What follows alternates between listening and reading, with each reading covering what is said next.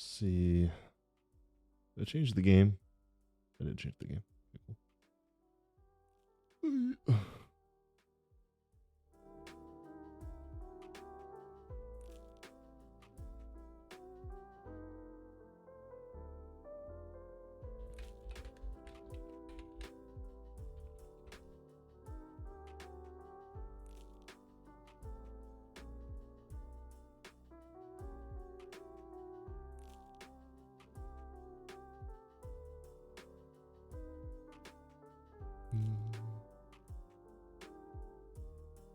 Why is it so laggy? What was that? That was weird.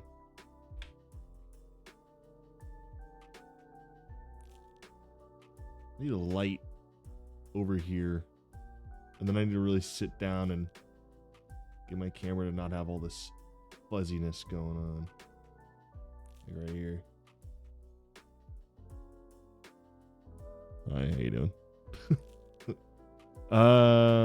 Okay.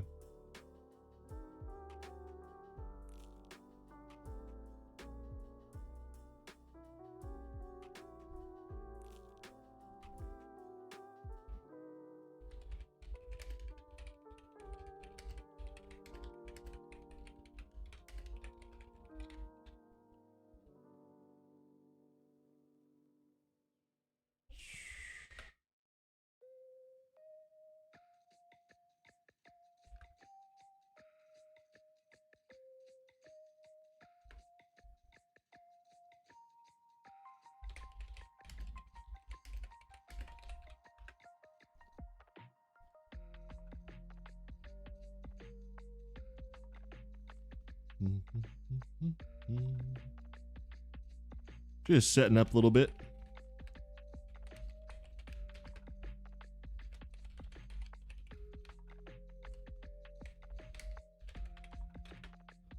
Oh, actually, let me edit that message.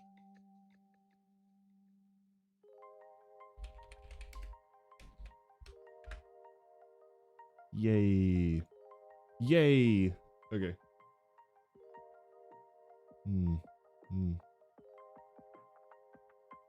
All right. I think that's everything.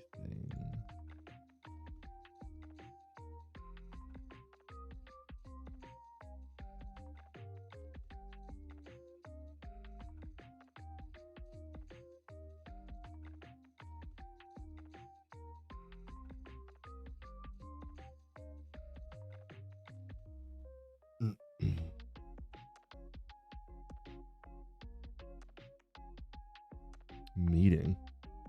Sorry, I'm just reading something from somewhere else. Very interesting. Meeting. Why? What? New stream angle? I've done this a couple times. Maybe you weren't around for it. The full camera view. Oh, my neck already. Oh. All right.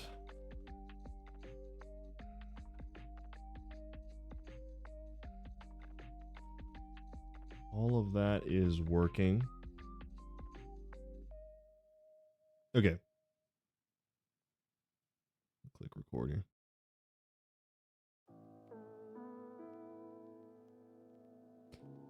Well, Final Fantasy 14 is back with a new patch, patch 7.1, and we're going to finally get into it. I'm a little late to the party. I keep being late to the party. I got a lot going on in my life. I'm not a full-time streamer, so it's unfortunate, but it's true. So, we will be checking out this new story. I have not heard anything about it. I haven't even heard a review, good or bad. Nothing. Not a lick. I think I saw maybe one person say, "Wow, wasn't that cool?" And I have no idea. No, that was someone telling me that someone said that. So I don't even know if that person was just like being sarcastic or what. It doesn't matter. We're going to be tackling it today. And I'm really excited because it's been a while. It's been a while. And Dawntrail was a hit at some times and a miss at other times. I'm sorry, there is definitely a hair in my sweatshirt or on my shirt tickling my neck, and it's driving me bananas.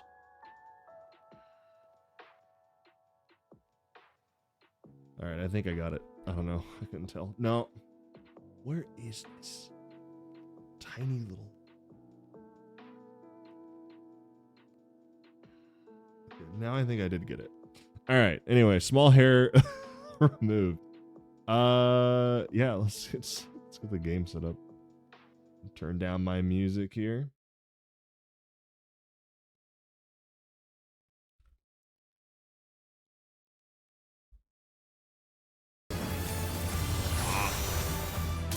I need to set up like I need to set it up so first of all, this, why is it not popping? There we go. That's weird. Anyway, I really need to set it up so when I swap scenes, it actually like raises, lowers audio and all that stuff. I know I can do that. I need to set that up.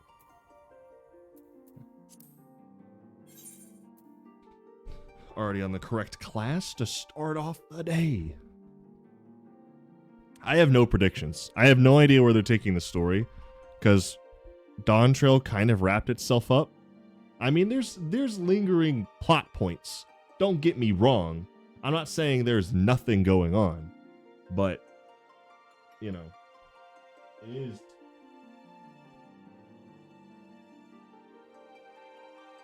it is like, I don't know. I swear there's a loose hair somewhere. Maybe I'm imagining it. Can you get phantom loose hairs? I feel like that's what's happening to me.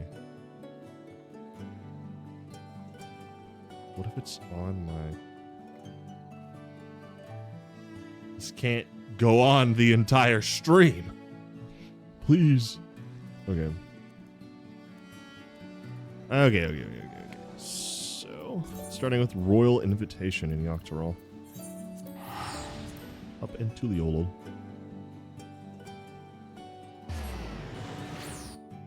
I have a shirt that does that.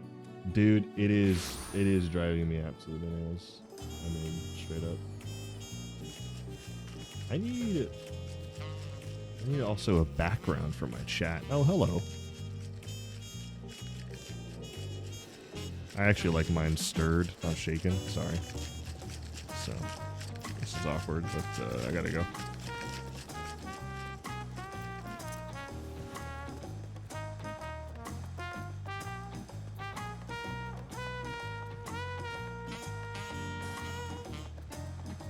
Oh, yeah, I forgot to hold on.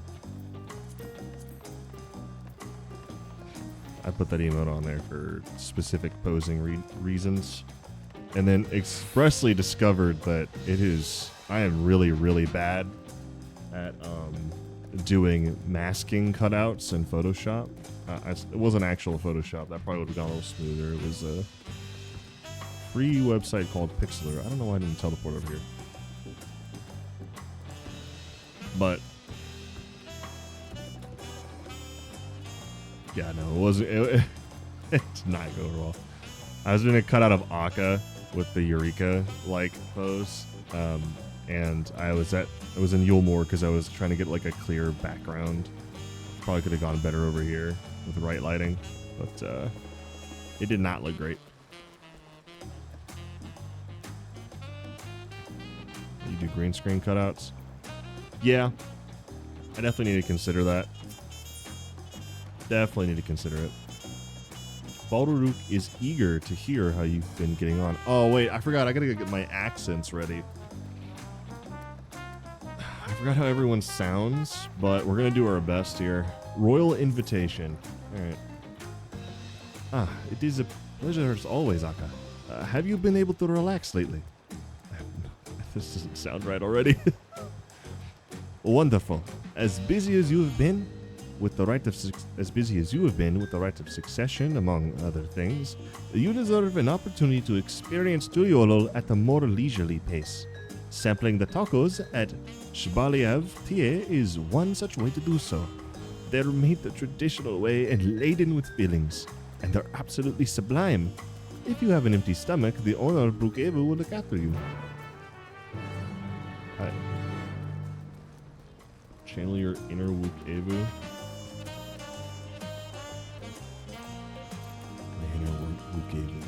My inner Brookhaven, if I could speak. The inner Brookhaven. Yes.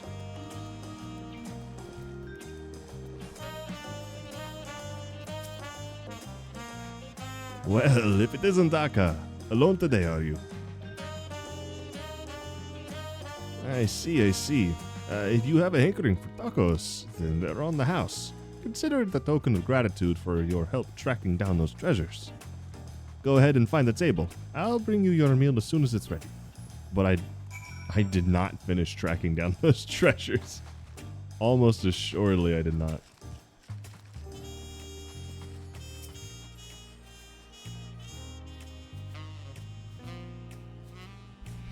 I did not finish the job quests. I completely forgot about those, if I'm being real with you. You still love tacos, I hope. You ate so many when you turned 5, you could barely move afterwards. Remember that? Who's talking to me? Oh, not to me. No, not really. That was 30 years ago for me. Right. Sorry, it's still strange for me too. Just the other day, you were a little boy, clinging to your mother's skirt as you set off for Yasulani, and now you're a grown man with a full face of hair. Even so, I knew you were my son the instant I saw you. We're still family, and you can always rely on me. Relying? That feels like the only thing I'm doing right now. Actually, I'm going to give this guy a different accent because he grew up around Alexandrians for 30 years. It's like the only thing I'm doing right now. On you and everyone else, I can't even start a fire without assistance at my new job. Back in Alexandria, we had electrope. If I needed fire, all I had to do was press a button.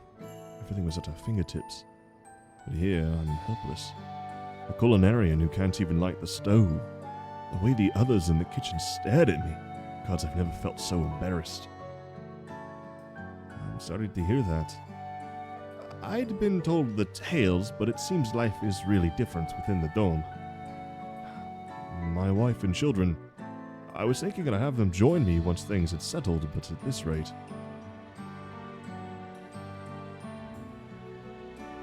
I say you send for them. Oh, I said Finn. I say you send for them. If they're your family, then they're mine too. I'll do whatever's necessary to make it work. That's sweet. Oh, hello. I didn't mean to overhear, but it seems they're having trouble readjusting to life in Tuliolo. Vauuklamot. To aid folk like yourself, we've established a support group at the Wing of Reflection. There, you can learn the skills you need to live outside the norm. It isn't easy being back, I know, but I'm hopeful that they can make things easier. That's exactly what I need. I'll definitely seek this group out, and I'll bring my family with me. Thank you.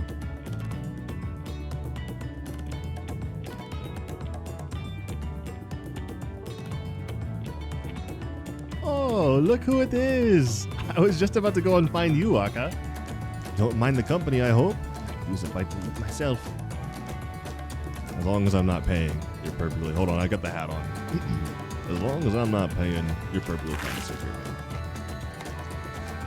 As long as that hat is on, this accent for my character is on.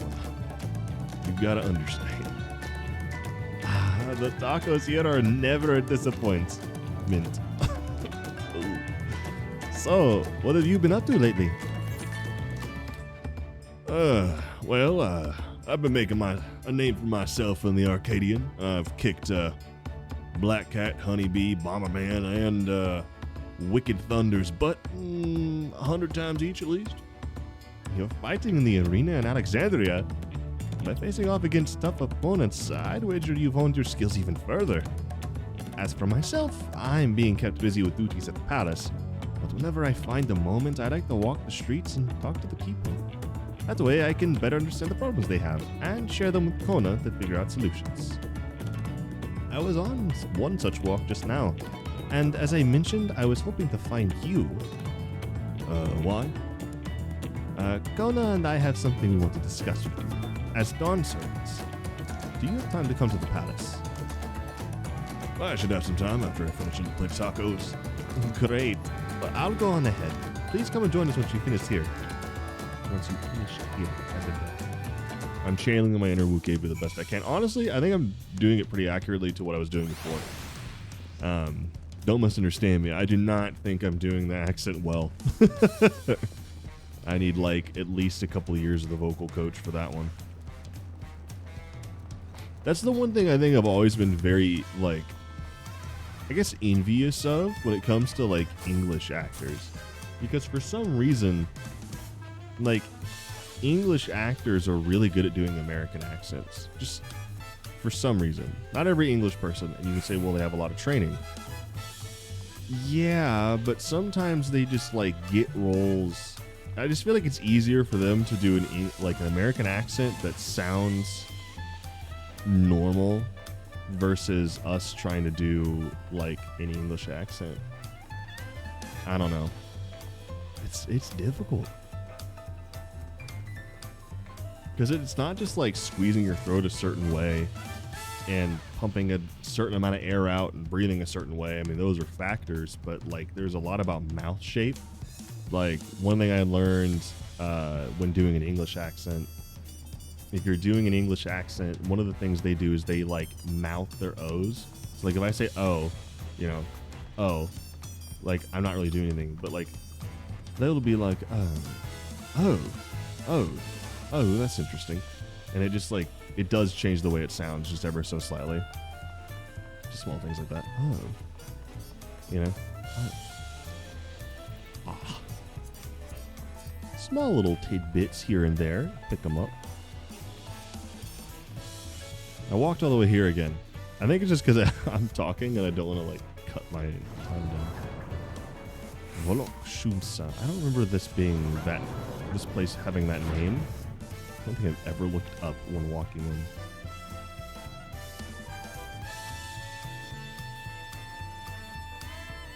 I'm gonna start ignoring you.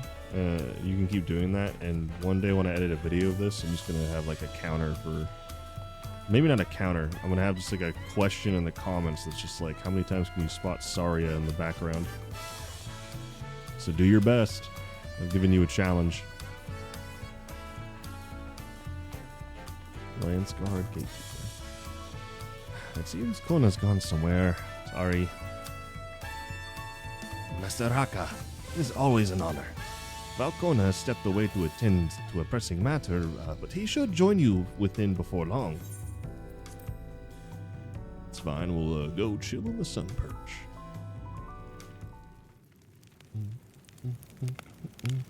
Oh, Graha's still here.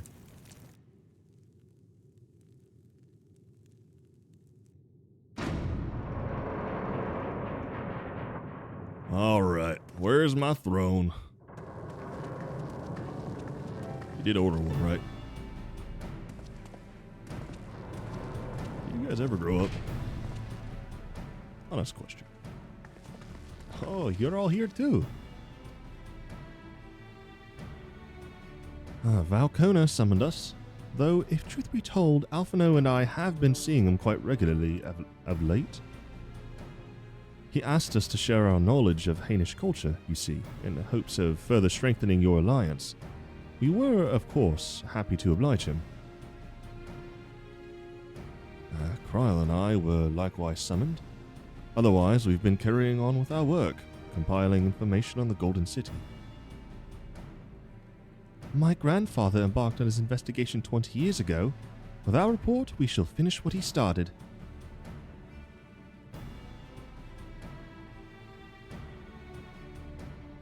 Lest you wonder, Thancred and Urianger have left to resume their tour of Tyrol. Ishtola, meanwhile, is back to researching cross-rift travel. She was here just a few days ago to get Kona's permission to investigate living memory. By the way, she mentioned wanting to take a look at the key in your keeping at some point.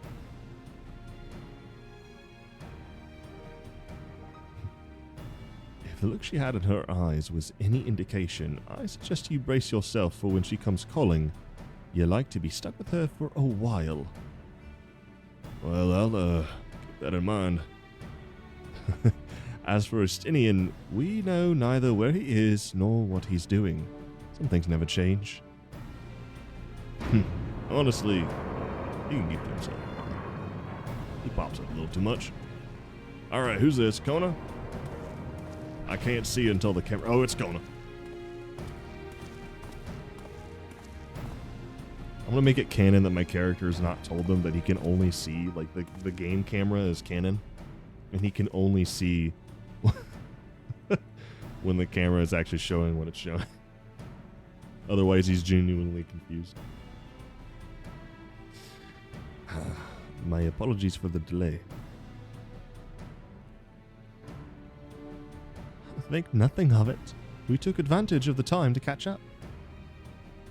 So, what can we do for you?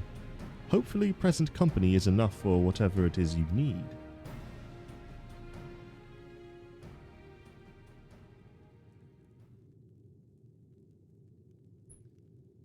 The matter for which I have summoned you pertains to Alexandria.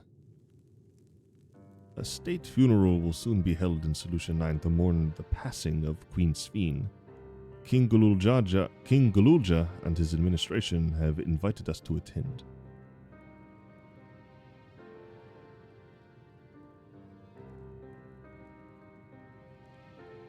While certain issues remain unresolved between our nations, such as the treatment of Yasulani, I see no reason not to attend. For generations, the Alexandrians lived without even the awareness of death. I wouldn't have expected them to have funeral rites still. Apparently, the members of Oblivion unearthed records of ceremonies that were conducted in the Alexandria of old. It was they who put forth the proposal that the Queen be thus honored. Leave it to that lot to think of such things. The people of Alexandria no longer forget the departed. They're being confronted with the idea of death for the first time. I suspect our friends wanted to do something for them. Though Sphene was but a simulacrum, she was nonetheless a pillar for her people.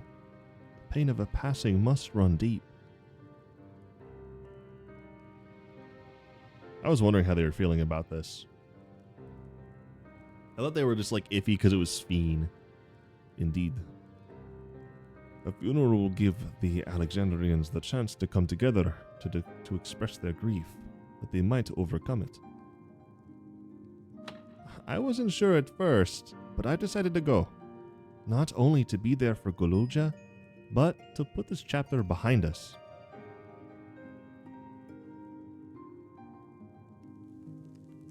That I'd requested your presence was none other than to see if you wished to attend the funeral. You knew Sphene as well, after all. Well...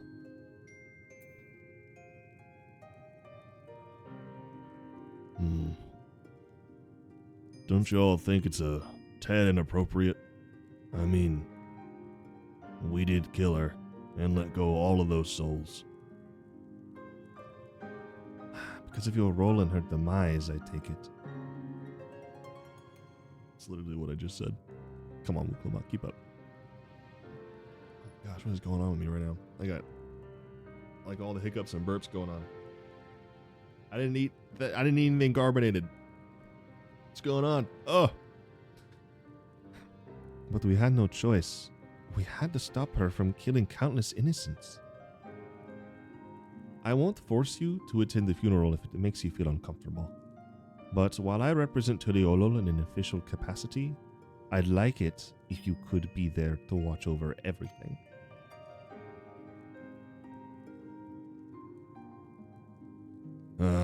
Alright. But if they start rioting, I'm using lethal force. Martial law. I feel the rest of us should go too. Regardless of the reason, the fact remains that we deprived Alexandria of a beloved ruler It's only right that we remember who Sphene was, to her people and to others, so let us stand with you. And it's decided. Let's head to Solution 9 and look for Galuja in the back room.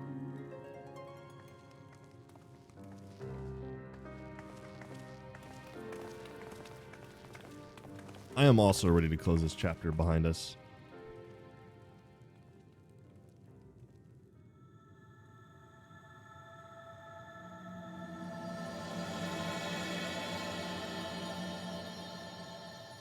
Crossroads.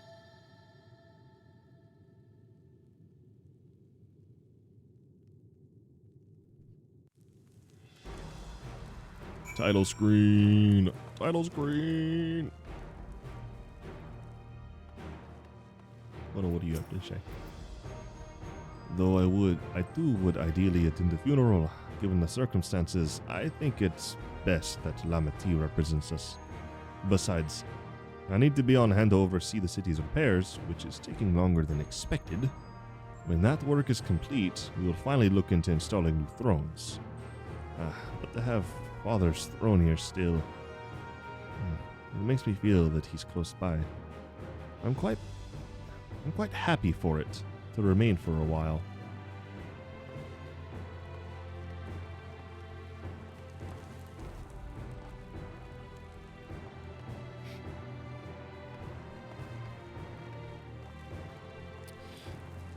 Yeah, I get that. I definitely think, I mean, I'm definitely ready to put like the whole situation behind us. Dawntrail was such a weird situation of like, I mean, Sphene was in the wrong, like 100%. The fact that she can't maintain, if she could maintain what she was doing without like taking the lives of others, first of all, we wouldn't have had a problem. Secondly,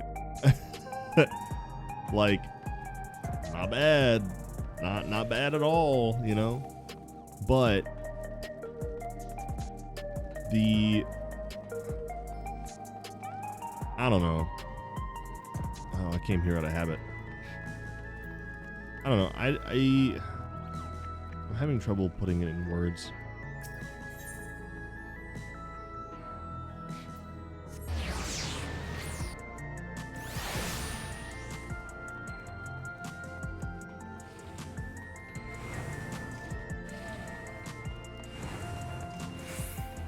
It feels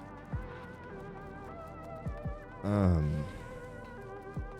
know it's difficult because Sphene was like one of the villains. I didn't necessarily sympathize with her, but I didn't dislike her. She was just kind of,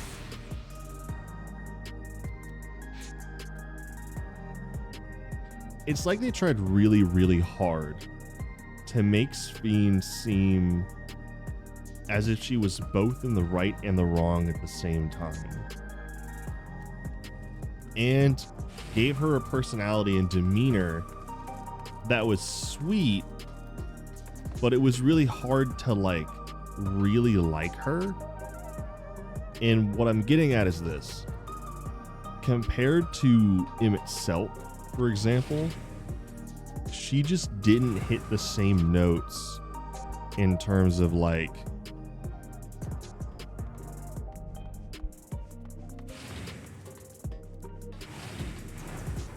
she wasn't a charismatic enough villain built up over time for me to care. She showed up really late in the story. She wasn't set up in the story prior, not that she could have been. And then she just didn't have the like megalomaniacal madman vibes that you're kind of like, this is so cartoonish that I just kind of think it's funny and not super threatening. But then when Emmett Selk got threatening, you were like, oh. But Sphene never got threatening, and her desperation didn't seem as like, because the people who died, like, they didn't sacrifice themselves. They just died because that's the natural way of life. You know what I mean? Like, they just ended up being dead because that's how it goes. But in terms of like the situation with Emmett Selk and the Ancients, they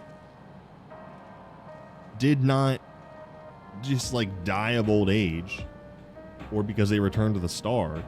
These people were forced into a horrible situation because of one being. Well, technically two. Hermes and Medion caused that whole situation. And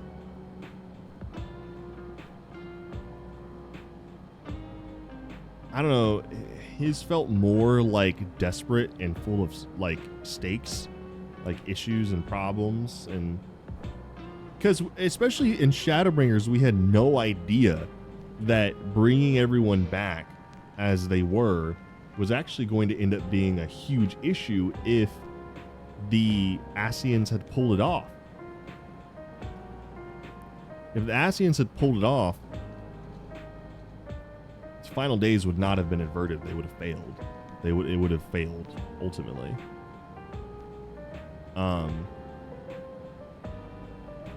Because there's just no way they were going to be able to keep that whole barrier thing up forever. I mean, maybe, but it would have been a miserable existence. So, all that to say is that Sphene didn't have that. So, like, I'm ready to wrap this up because I just feel uncomfortable almost. Like, when I answered that I was uncomfortable, that wasn't just like a joke answer or like character lore. Like, I genuinely am like, I kind of don't want to go to the, you know, I don't want to be around all these people who don't understand death and are like delusional about it and think that forgetting about your loved one until you die is a good thing. Also, just to throw that out there, like that's the worst part of the culture. Like, why would you want to forget?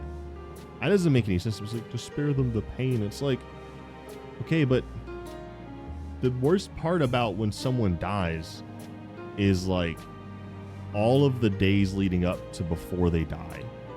And then, well, the second, or the, I guess you could argue, quoting Doctor Who here, the worst part is all of the days that they stay dead is also really bad.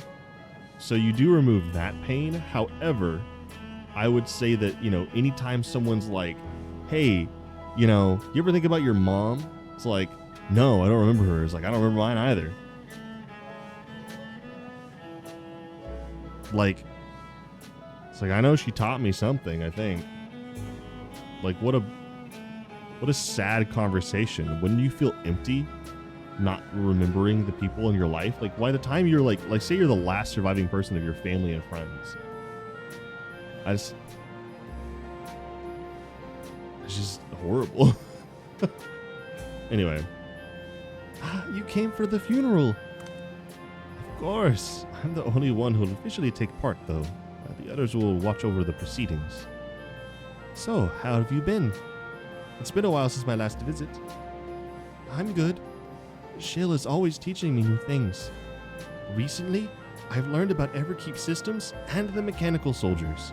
It's knowledge I'll need to use, and I'll need to use my authority properly. Studious as always, I see.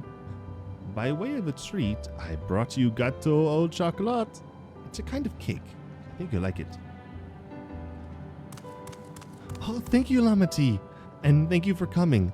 I've never been to a funeral before, so I feel less nervous having you here.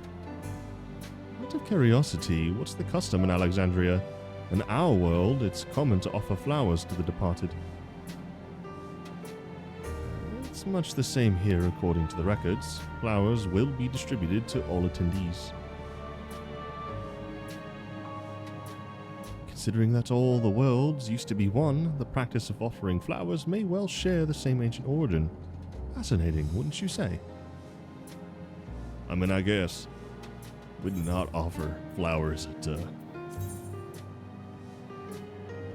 our boy's funeral. Okay, just give me all of it. Give me all of it. I want all of it. Driftwood catfish pie. A hearty seafood pie filled with juicy catfish meat and baked until golden brown.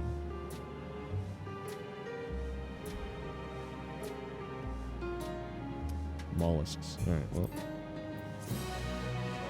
I actually didn't check if the last one was.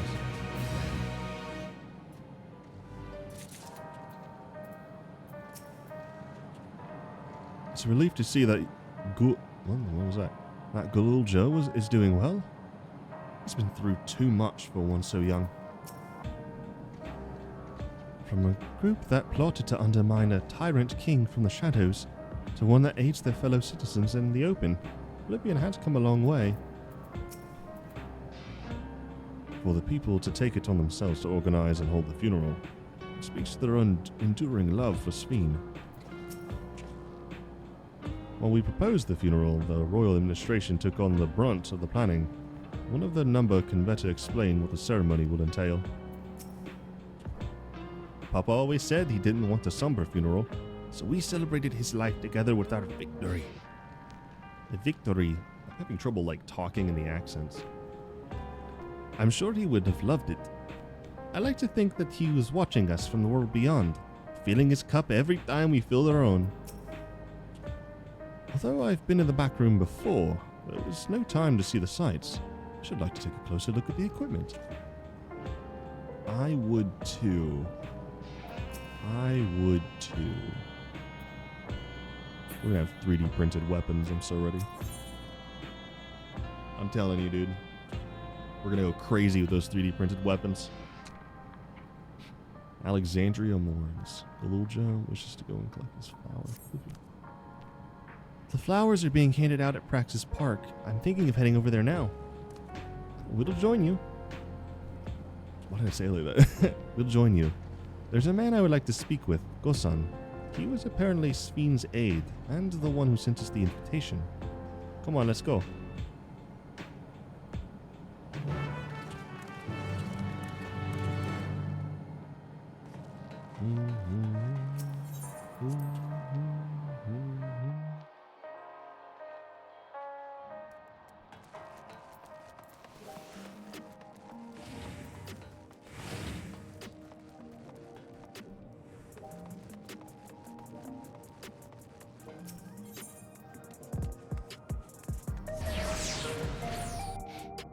Finally using Practice Park for something.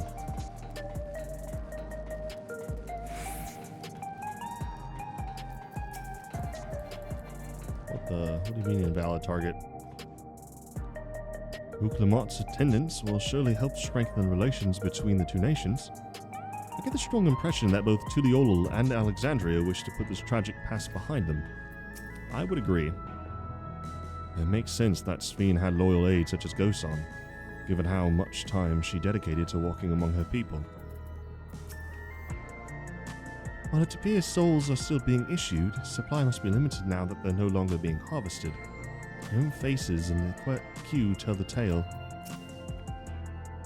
Judging from all the activity, I presume the funeral will be held here. Yes. All of the activity.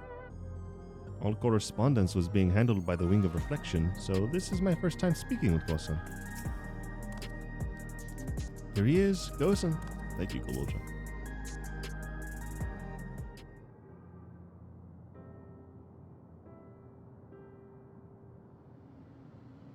Why, you're... I'm Vau Uclemat of Tuliolul. Thank you for extending us an invitation to Queen Sphene's funeral. We are honored, truly. I had seen you before from a distance, but never had the pleasure. I am Gosan, former chief aide to the Queen. Since her passing, I have been responsible for administering affairs of a state. Can we get our flowers here? Yes, Your Majesty. The flowers are being handed out at the counter yonder, alongside the regulators. What? We need to wear regulators for the funeral? Rest assured they are not a requirement. We're aware your people do not use them. You see, people in the Alexandria of old wore tokens of mourning upon their persons when attending funerals. As such tokens were black, It was suggested that we might wear regulators painted the same color. We've yet to produce enough for everyone, but we're distributing them as we are able. This is getting all ticklish.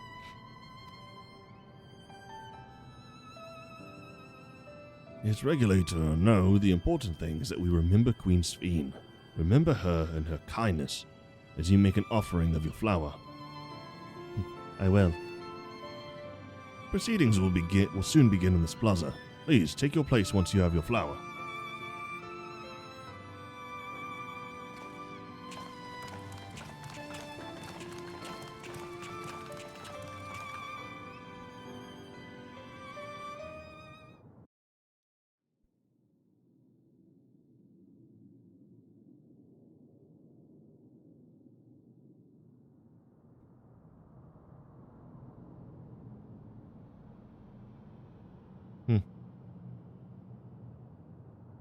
A lot more people than I thought there would be. These people can't even see anything.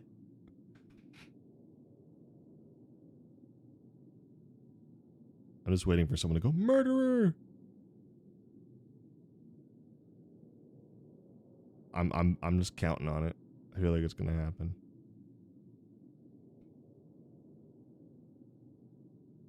Please tell me this is voice acted. I could feel it.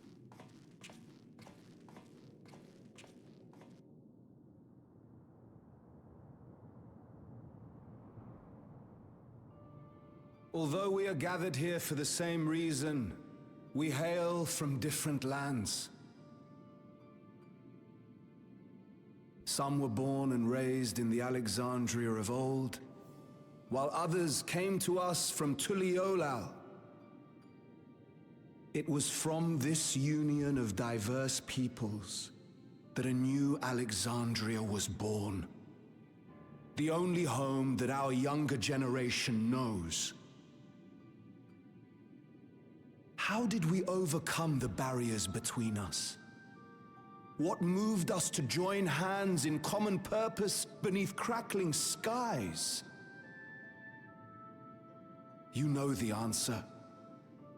We survived. We thrived because Queen Sphene brought us together.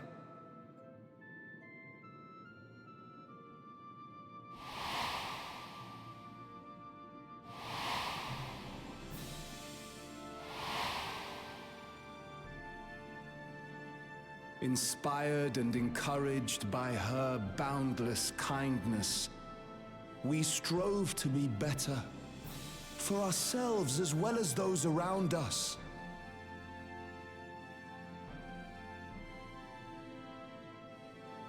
And in Her Majesty's absence, there is a sadness beyond words. Yet we will remember her. Remember all the good that she has done for us. So let us pray, as the people of the Old Kingdom once did, for the peaceful repose of the departed. And let us keep our beloved Queen forever in our hearts, that her memory might guide us unto the morrow.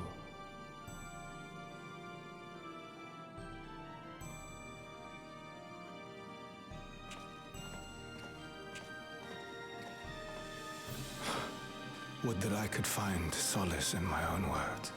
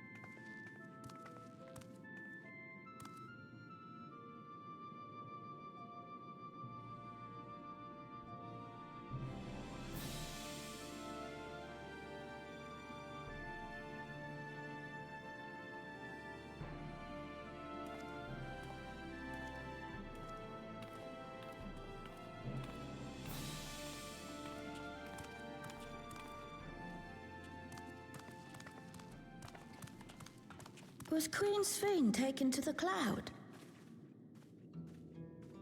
She must have been.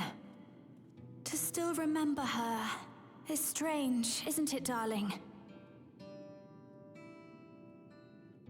I miss her. She would always cheer me up when I was down. But even though I remember her, I'll never see her again. That doesn't make sense.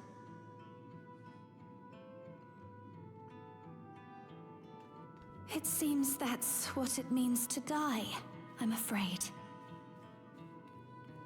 But what will happen to us? Are we just going to be sad forever?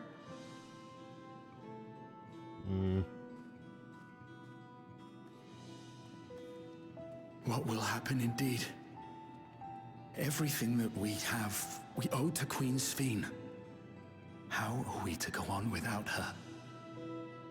I still remember Her Majesty so clearly.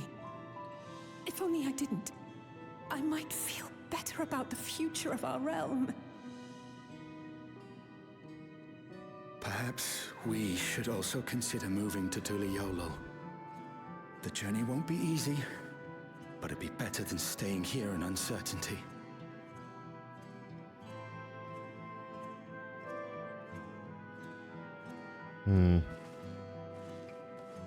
A whole generation of emotionally stunted people. In times like these, I take comfort in the beliefs of a Turali people called the Yokui. To them, death isn't the end. So long as we're remembered, we never truly die. It could be the same for Queen Sphene, you know? If you keep her alive in your hearts, she'll always be with you.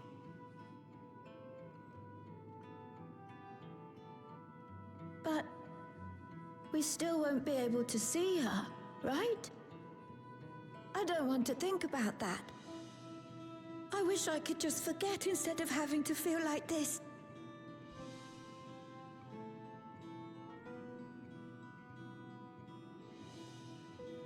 I'm sorry. I didn't mean to impose. Please, mourn your queen however you see fit.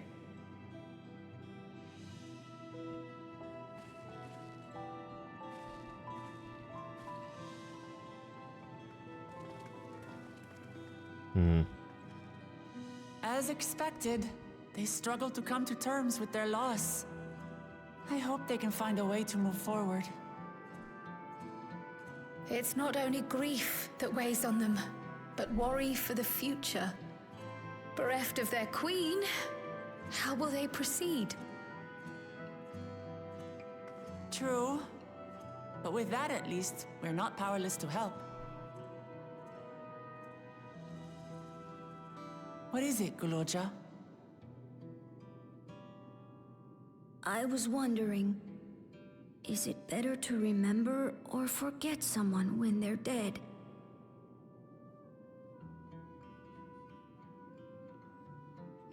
I remember my father, and every time I think of him, it hurts. It's the same with Queen Sphene. Knowing that she's gone makes me feel sad. But it's different with my mother.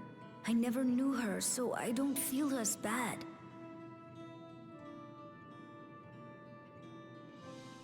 I want to remember my father, but maybe I'd be better off forgetting him. Guloja.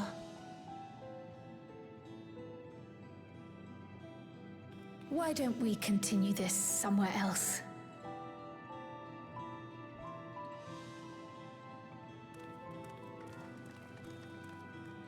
Really morbid start to the patches, I must say.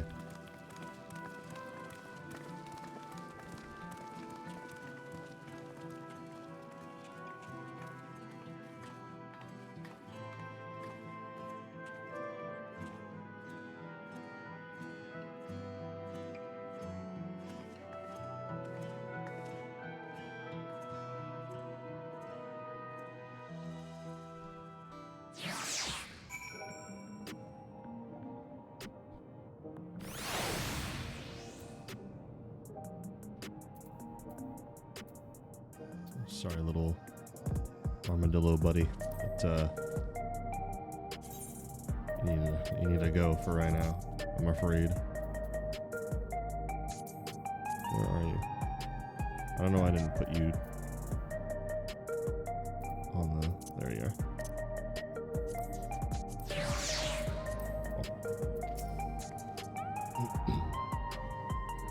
Seeing that child reminded me of myself, of how hard it was for me to accept that grandfather was gone.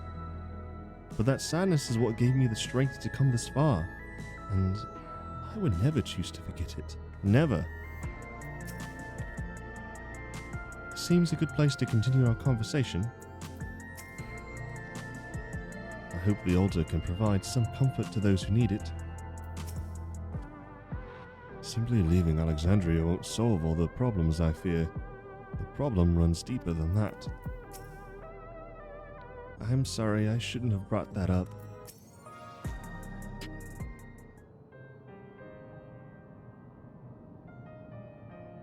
Hey, Galulja? Do you really know nothing at all about your mother?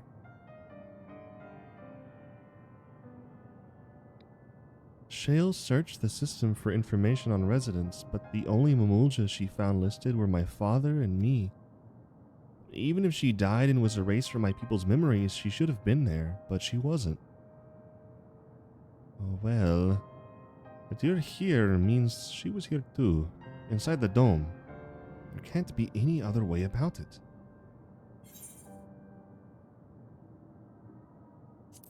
Well, first and foremost, do you even want to know your mother? We don't have to go looking if you don't want to. I think so. Even if it makes me feel sad, I want to know her. So I want to try looking again, and if I don't find anything this time, I'll give up. I see. Well, if that's what you want.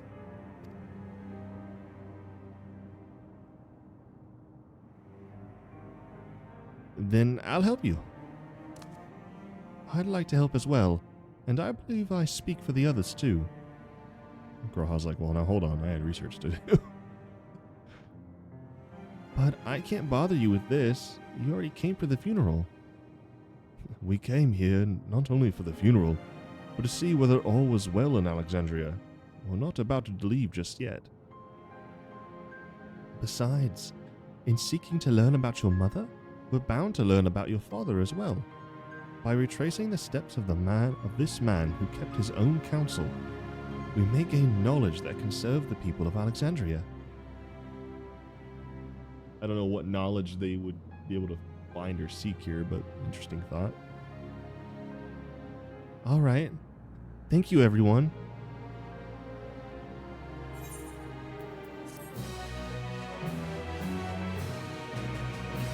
All right. One quest down. One quick second. I need some water and some chapstick because my mouth keeps filling up with spit and it's making it hard for me to talk in the accents. I'm stumbling over my words. Be right back.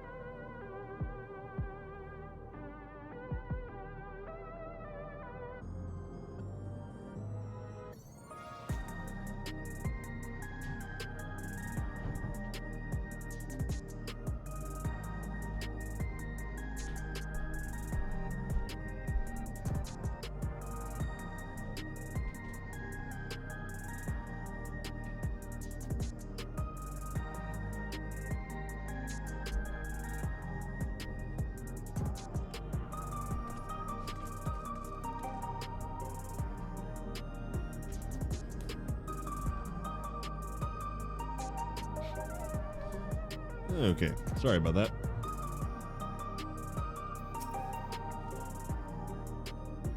If no records remain of Galulja's mother, then where do we begin our search?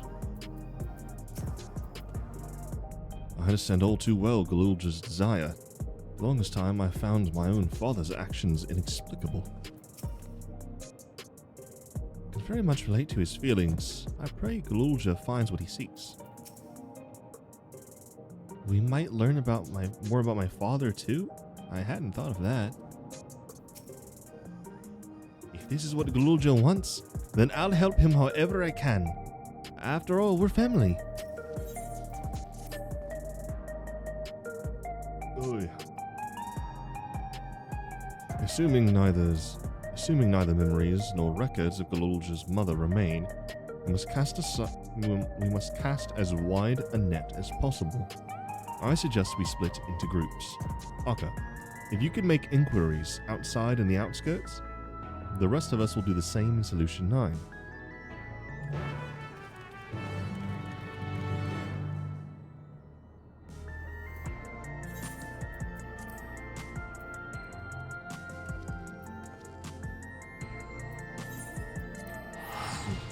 It would not surprise me if she was like living like on the very edge for a while before dying or something.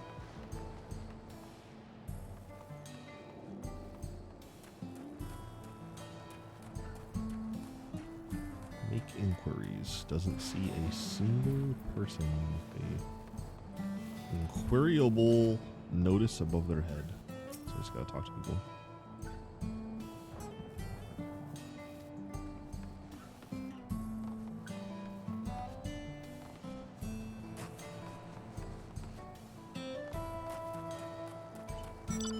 Oh, there you go.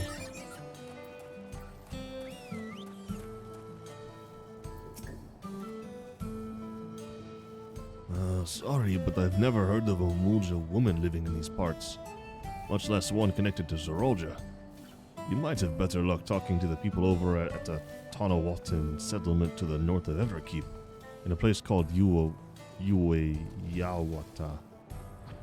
The resilient son won their loyalty when he saved them from some crisis or another. So the story goes. If I remember correctly, their chief's name was Kanilaka.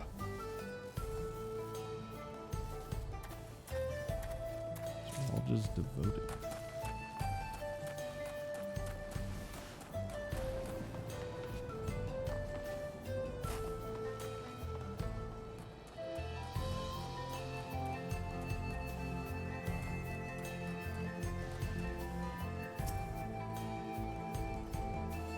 A Mulja woman? Their people have never been a common sight around here. Why, the last time I saw one would have been before the dome came down over our heads. She was among an entourage of Lance Guard that was dispatched here. I assume they all returned to Tuliolo after their mission. But if any remained, I suppose they could have been trapped in here with the rest of us.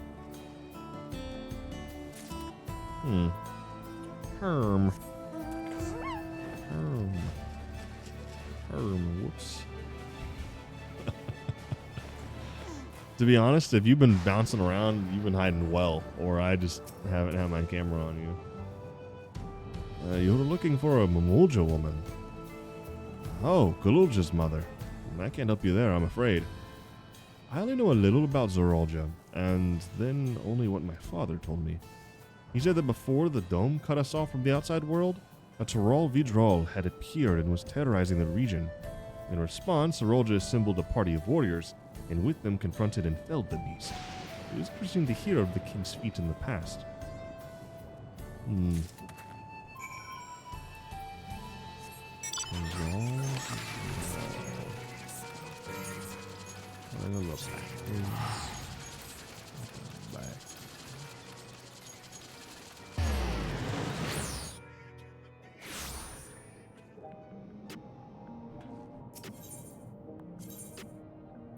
Guy's dressed like Dante over there.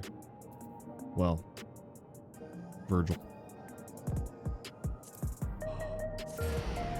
All of you can see that now. Your last teleport location. So cool.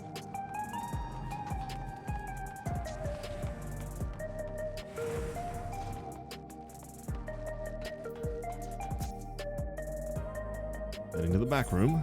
Yes, sir.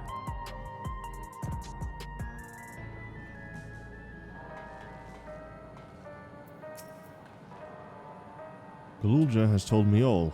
We've previously tried to track down records of his mother, but came up empty-handed. With everyone's help, hopefully we can get somewhere this time.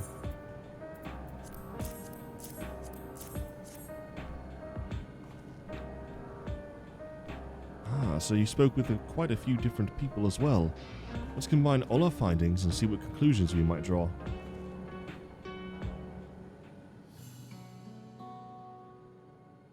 So, Zerolja brought a retinue of Landsguard to Yassulani, among whom was a female Mamulja. His mission was to rid the region of a Troll, and I believe it's safe to say that that was the crisis in Yawata he resolved. If some of his troops stuck around for a time, perhaps to assist the villagers with recovery efforts, then they could have indeed gotten trapped in the dome. We also heard stories about the settlement in Yawata. People lived there until nearly a decade ago, and Zerolja made regular visits. If he required secrecy, a location home to his most loyal followers would be ideal, and if this Mamulja woman had remained there, they would have had an occasion to come in contact.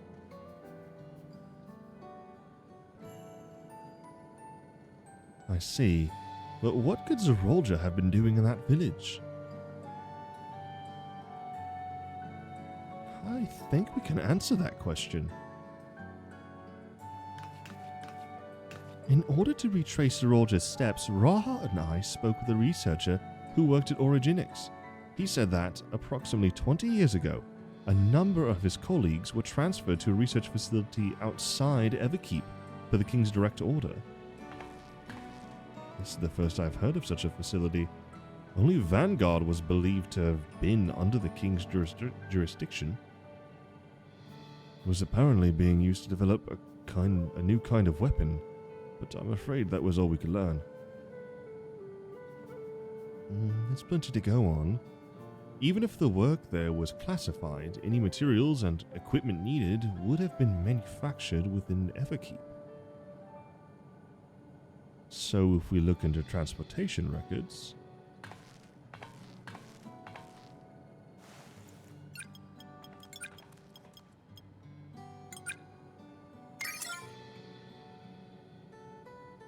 There it is. The routes are full of detours and attempts to obfuscate. I don't know how to pronounce that word. I know what it means, obviously. Context clues be like obfuscation. Interesting. I thought it would be obfu, but it's obfa. The routes are full of detours and attempts at obfuscation, but large deliveries were being made to Yawata. Far too large for a mere village. There hasn't been any activity for years, though. It's likely the facility has been decommissioned. Do you think that's where my mother was? We can't say for certain just yet, but I reckon there's a good chance. This is amazing.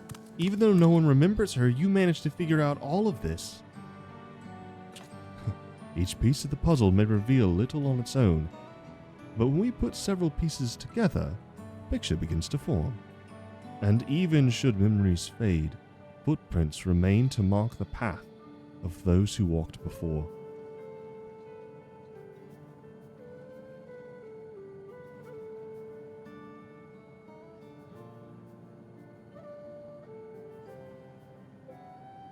No. They need to stop doing this. They're becoming Marvel. Lesson I learned in another life. So we'll be investigating the secret facility and Yuwa Yawata then. And this time, I want you to come along, Gluja.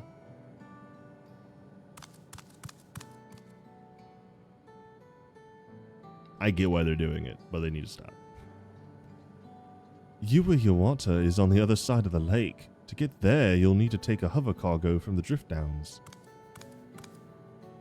Alright, thank you, Shale.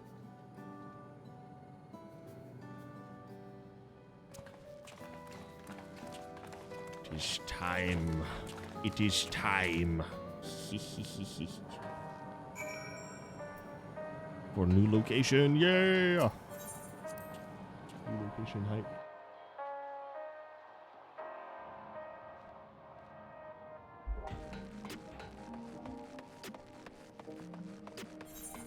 I almost wonder if... Hold on, I'm pulling that up.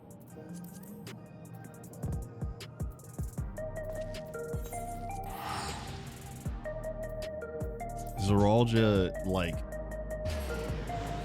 did this to hide stuff from Speen. If it's just like that simple.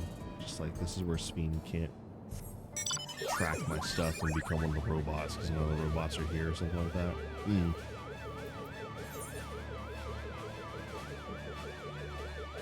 It's a thought.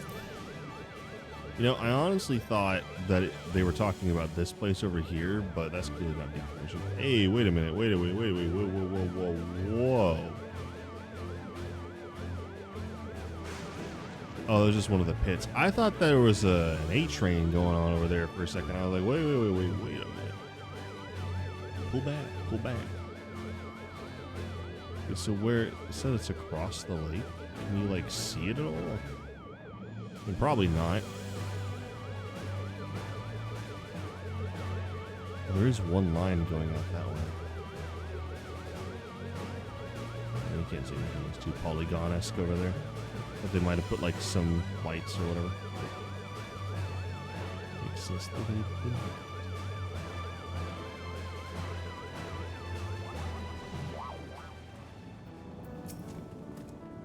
Weapons delivered in secret with the aid of devoted followers. Nothing good will have come of this. While the researcher we spoke with remembered that he had colleagues, he couldn't recall details about any specific individuals, not their names nor what they were like. The settlement on the outskirts, that was originally Tonawatan as well, yes? I wonder if Yuwa Yawata is similar to it. Asking two people. Whatever.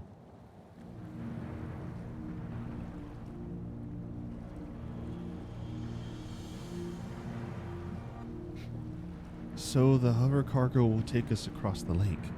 I've never been over there before. It's still inside the dome, so I don't expect it'll be too different from here. We'll likely encounter dangerous beasts, so the rest of us will go first. You follow when it's safe to do so, alright? Alright. And be careful, everyone. I am not doing a trust for this. Just gonna go.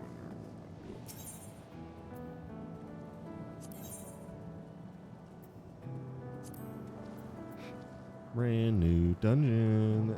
Yeah. Yeah, boy.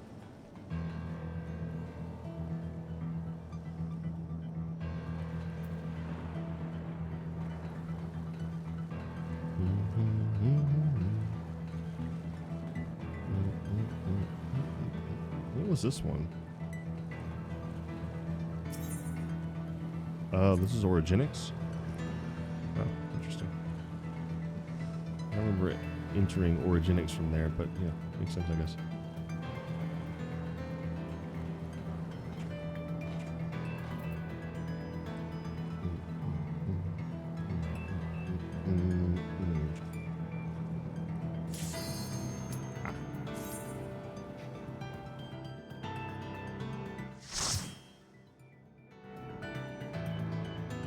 Is my portrait fixed? Oh no. My portrait's fixed.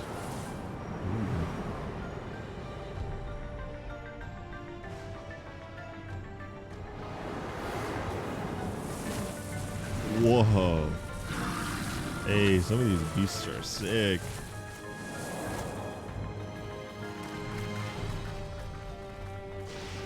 But Galulja, it should be here.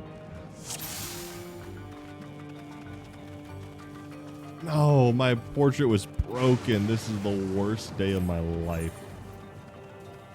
Everyone stop what you're doing. Oh.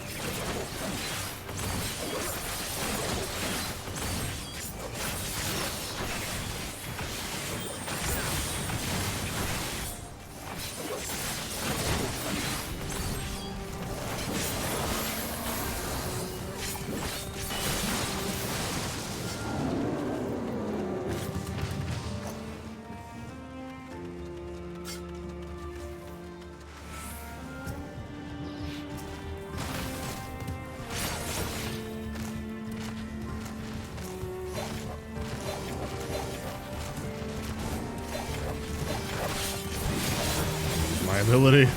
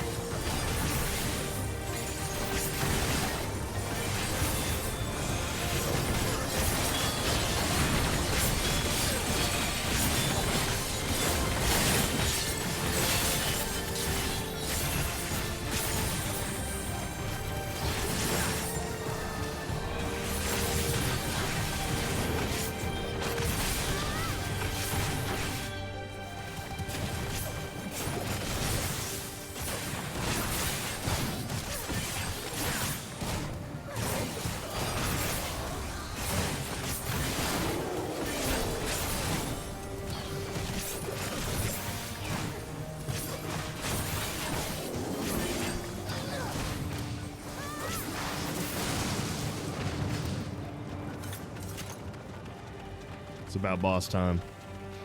Oh, yeah. He is a Stegosaurus or a Lindblum Zognal.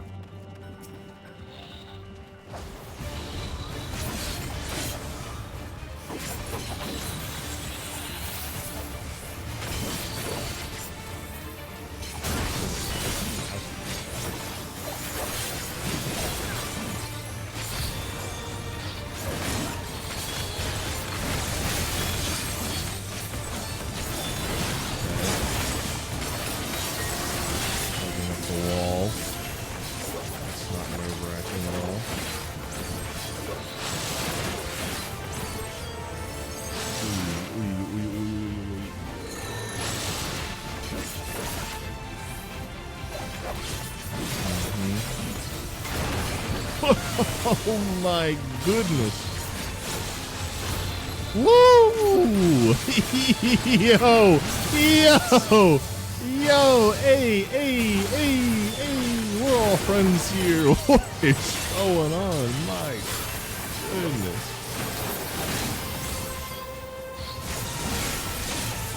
Hold on.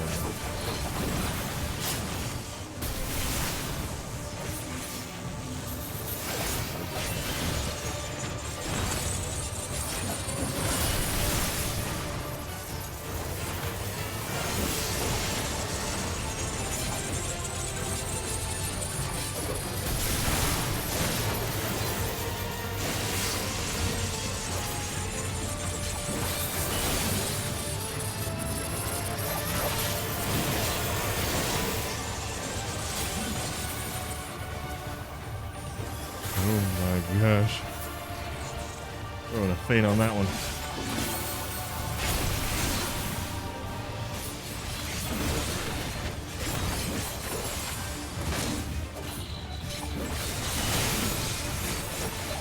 Another wall. Yay.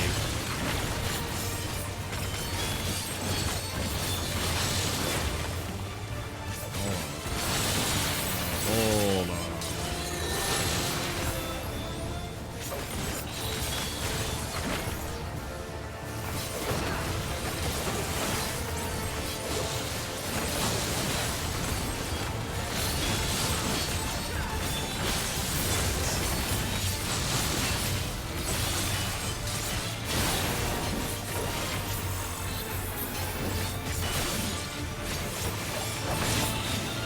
Woo! Kept those timers up. I'm impressed with myself. Humble brag.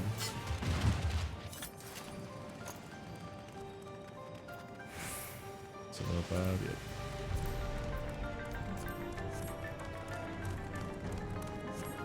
This facility is still here. What kind of research do they do here? That is the question, young one. Oh, research note? Hold on. Everyone pause. Everyone pause. We got lore time. Well, His Majesty's Rolja is not the first to conceive of transferring a beast.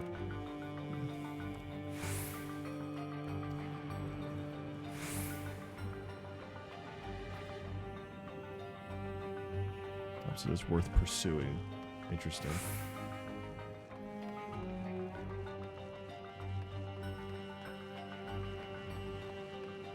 Yeah, they can have fun over there. I'm looking at lore. Our bodies are fragile vessels. Although the infusion of another person's soul confers the strength and vitality, the soul of a beast yields mixed results. Even when stripped of memories, a feral soul can induce psychological instability in the subject. I suspect this is because primal instincts remain, and while a certain amount of bestial ferocity is expected, and I dare say welcomed, too many such souls can lead to physical mutations. For now, objectives shall be to determine the threshold beyond which control mutation. Interesting. Sorry about that, everyone. I'm here. I do not regret leaving you all.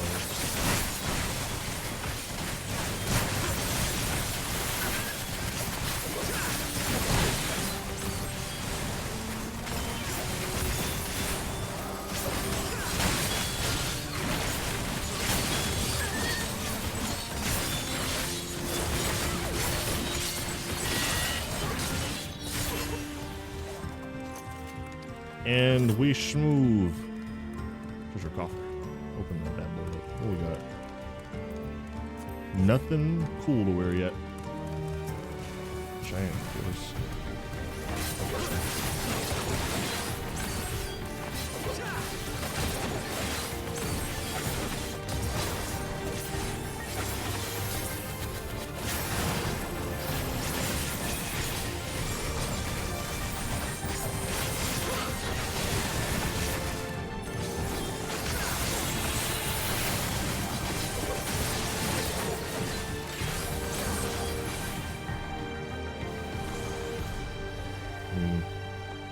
Very interesting.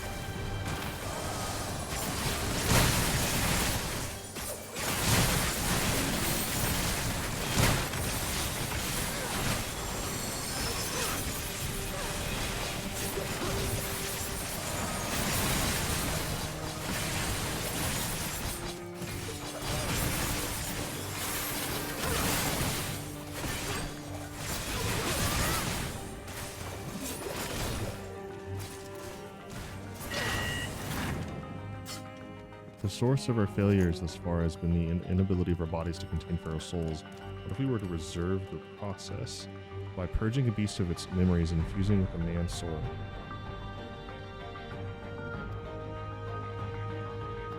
Huh? You mean tell me they started kind of nice.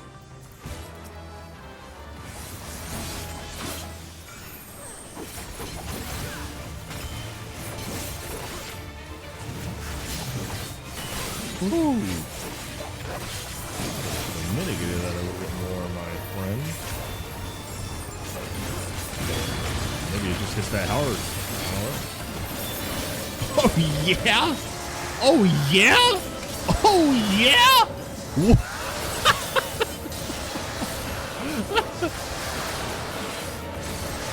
Hey yo. Hey yo. Hey yo. Hey yo. That went crazy.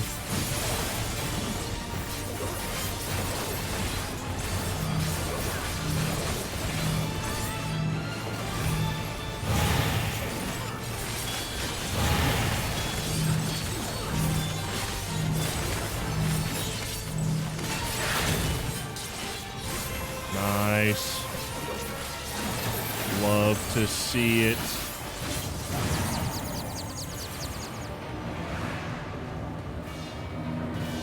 Let's just roll.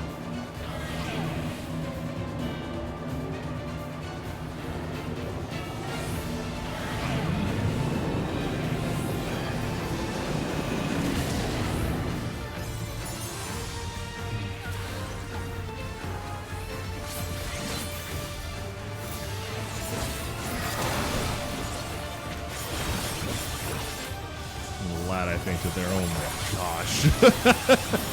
Yo.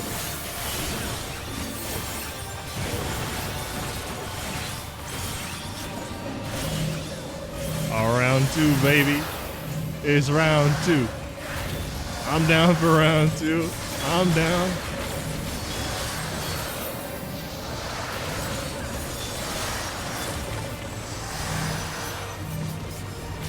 Come on.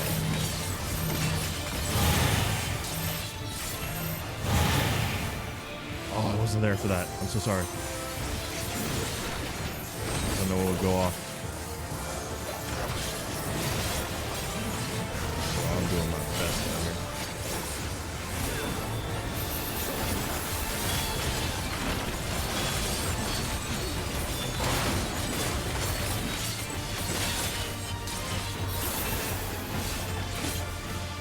Oh no, wait, is this the thing again?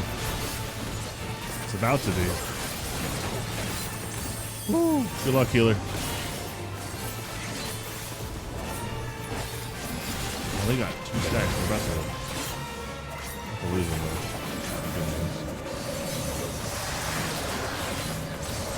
Oh, these are getting faster.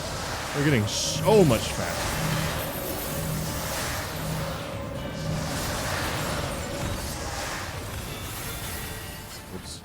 Burn that. Yeah, baby. Other than the walking bit, like where I was getting like my direction all messed up, I did that so. Yo, is this the Batman level where you go to fight Ra's al Ghul?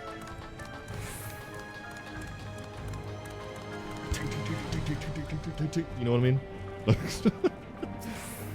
about to run out of this. I got one hit. I did what I could. I did what I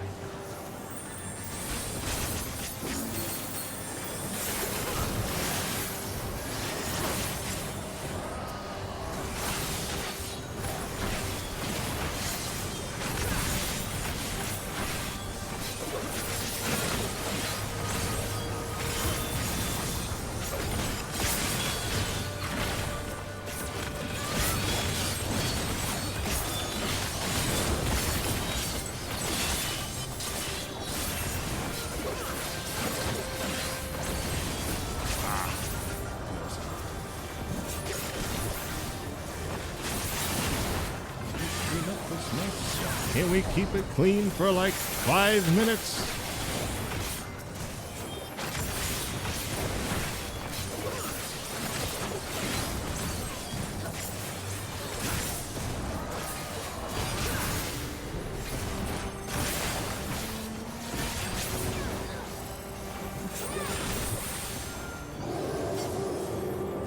Something's wrong. Don't rush ahead.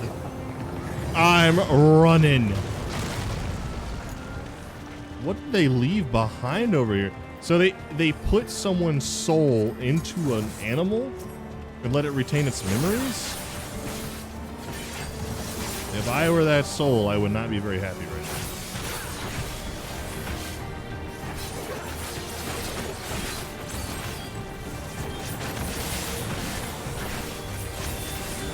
Understandably so.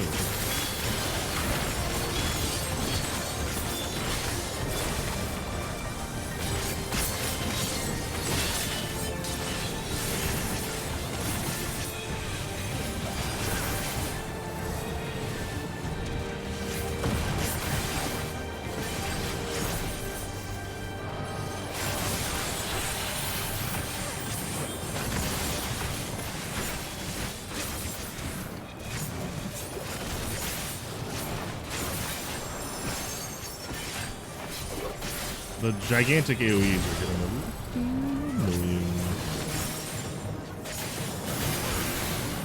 Just a teensy weensy bit.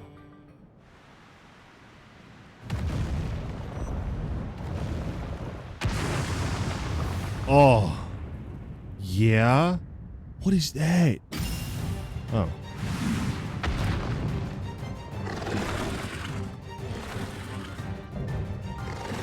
All the draw Luni Piatti?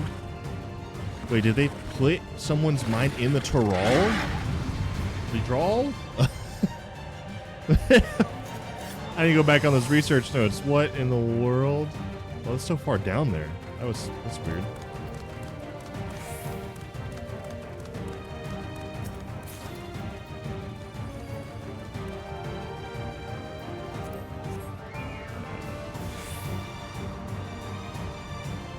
It's such a small arena for right now. I'm very excited. I want to pop off.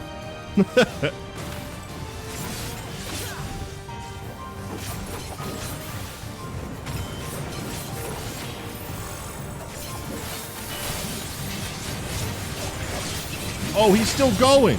He is still going. Wow.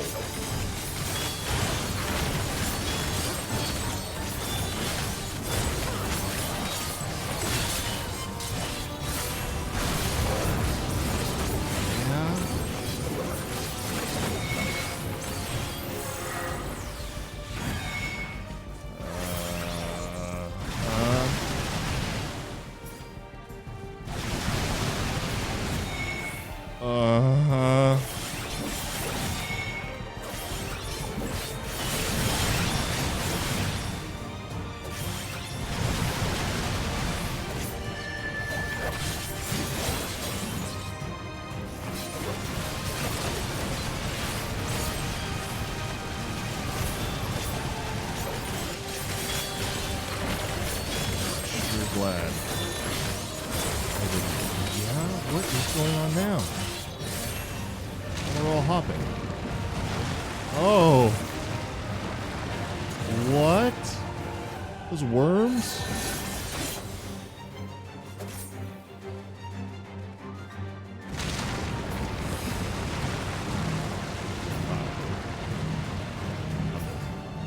It's true.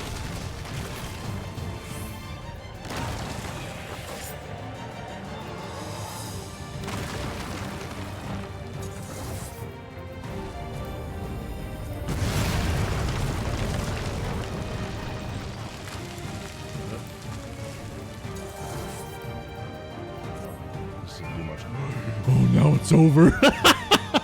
It's over now. I can't do anything about this. Oh, no.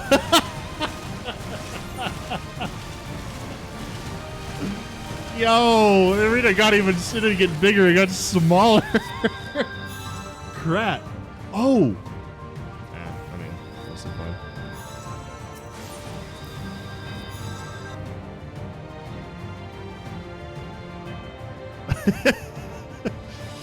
Dang. That's highly unfortunate.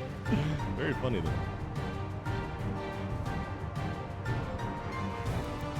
Wait, does it just... Oh, did I make a mistake?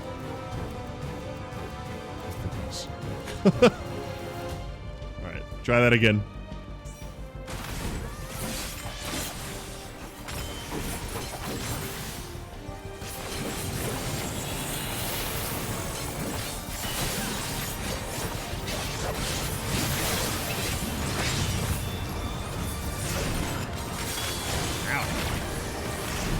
Why? Ayo, tank stance! Ayo, tank stance! Please!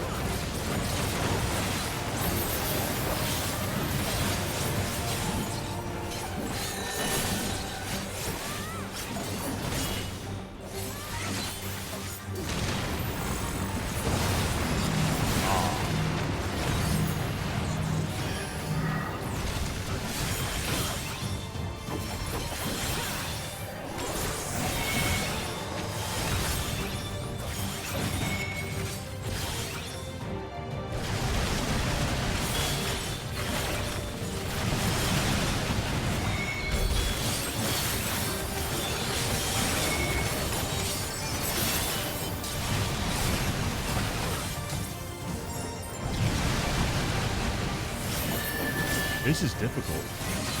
I ain't gonna front. This is really hard.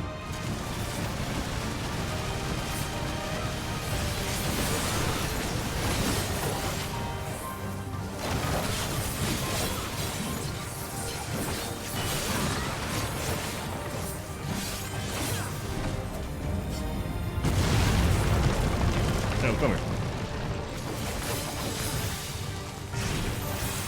Why do I have aggro? This should not be happening.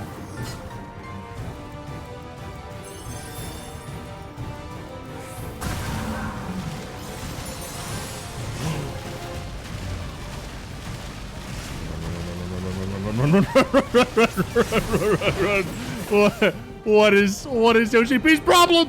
What is his problem? What is his deal? What is his deal? What is his deal? What was that? There's no way. There's no way. Stance.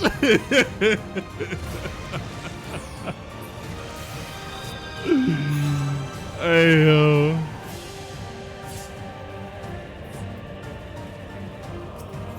Nah, I'm resetting that one with the healer dead. It's all over. What? What was that? Wait, I should have just kept going towards him.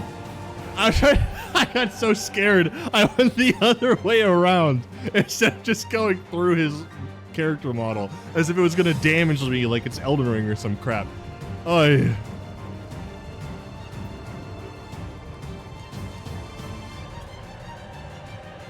They're not talking. They're kind of boring. I'm gonna front.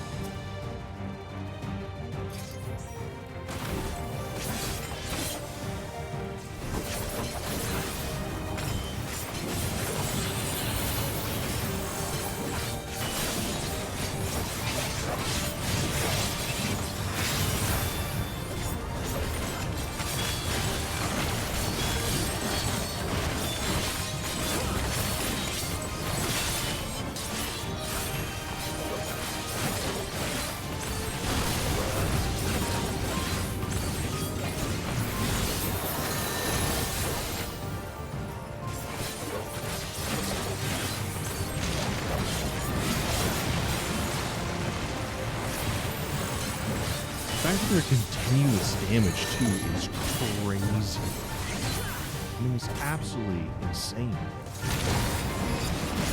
Oh, there's a middle bit? Why? I thought I was being clever.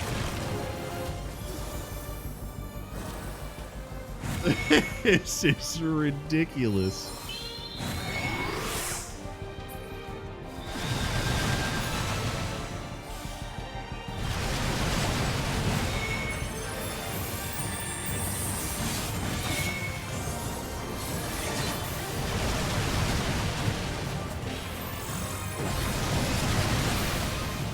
There's like no room to stay close. That's the one thing I don't like already about this dungeon. Huh? I got clipped by that. Nah. My toe hit that. I'm so dead to this. Looks like a sky. What's going to be to get there?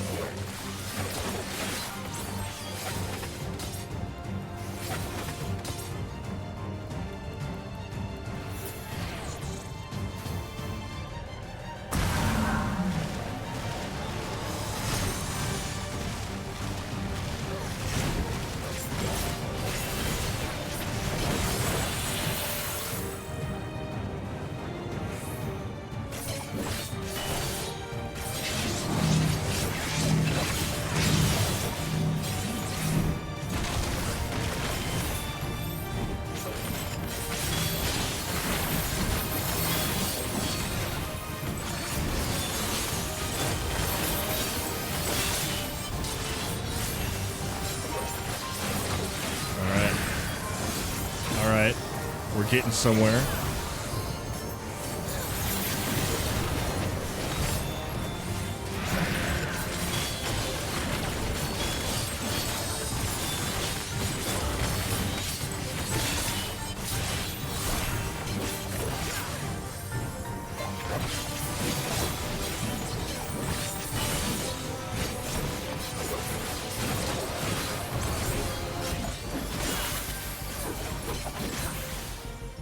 Jesus. Man, Yoshika hates our guts.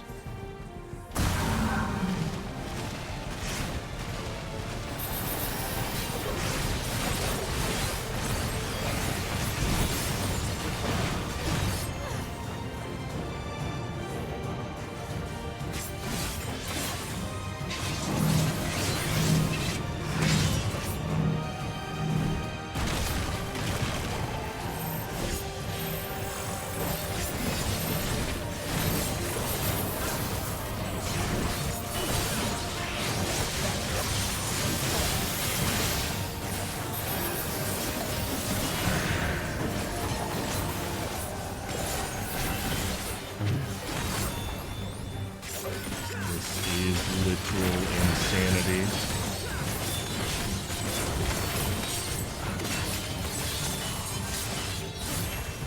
Oh, yo. Flabber? Ooh. Oh. Oh, heal him. Heal him. Oh my goodness.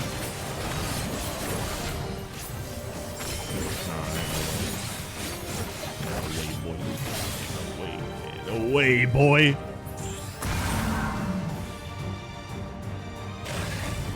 Oh, completed. Elden Ring boss of a dungeon. My goodness. They just keep getting crazier with it. They really say, yeah, we stepping it up. But this is like, I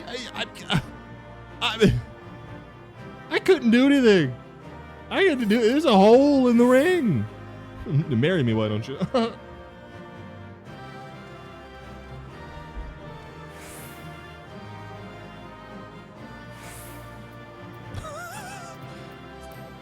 Bro jumped off the cliff. Hey, yo, give me that minion. 7-8 didn't get it. It's crazy. It's crazy. What's down here?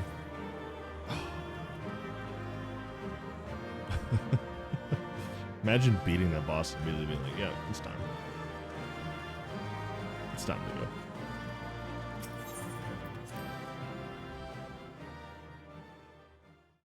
Bro was one. It was 79 is what they got. I didn't even look. That's crazy. Oh. For all the talk of my brother felling this beast, he only imprisoned it, like Valley Armanda. From what I could tell, they sought to transfer people's souls and memories into bestial vessels so at that unfortunate. facility. The Tural Vidral explains the need for a remote location. It was doubtless their prime subject. Though I expect Zoralja did not foresee the opportunities it presented when he imprisoned the creature.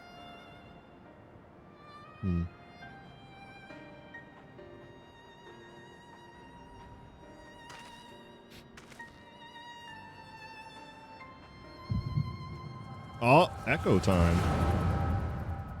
Been seeing a lot of you lately, Echo.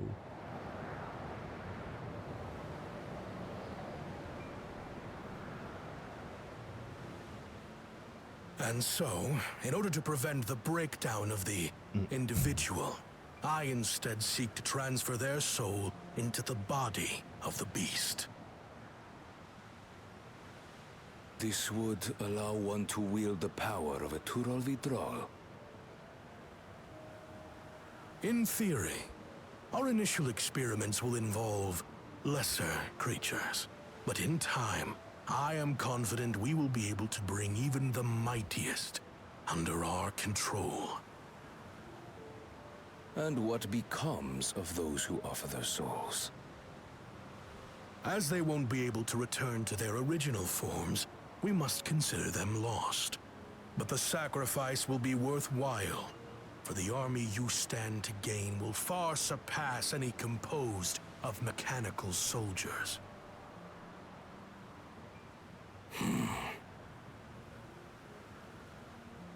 Very well.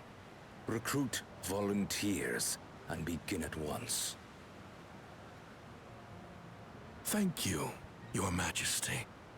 I shall return to the observatory and see to the necessary preparations.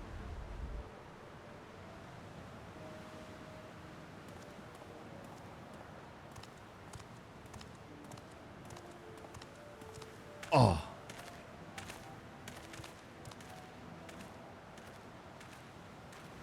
She was wearing a regulator. So, you've given him permission? Teishalja, you will assist Kaniloka.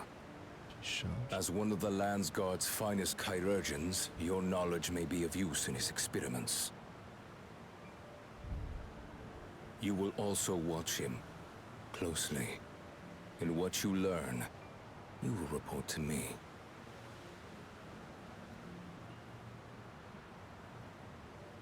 You object to his project? Or are you incapable of performing this duty? No, Your Majesty.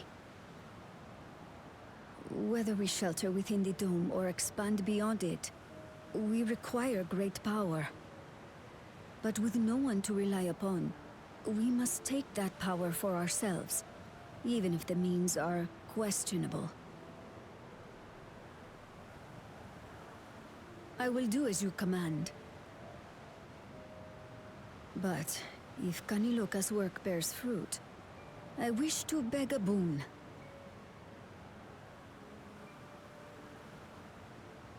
What do you desire?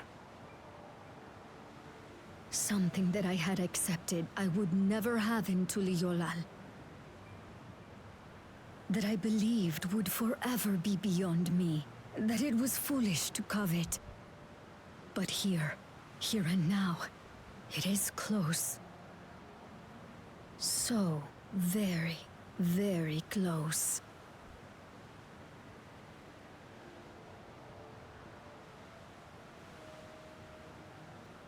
Perform your duty to my satisfaction, and anything you desire is yours.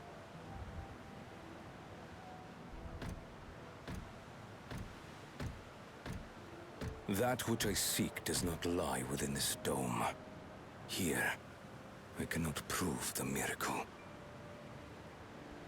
But if what you seek is at hand, then you may claim it, for it has no value to me.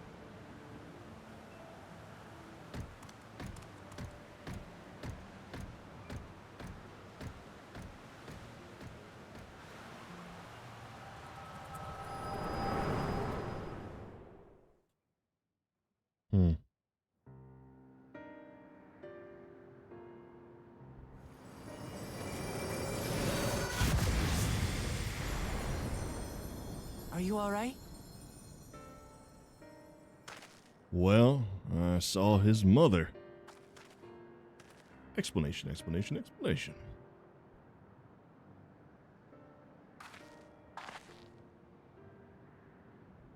Teishalja. Could she be my mother? Like the people in the outskirts said, few Mamulja lived in the Yasulani. I can't imagine many other Ubigo women were trapped in the dome. That being the case, she could well be the one. This observatory Kaniloka returned to, could it not be part of the research facility? We might learn something about Teishalja there. That's where we're going next then.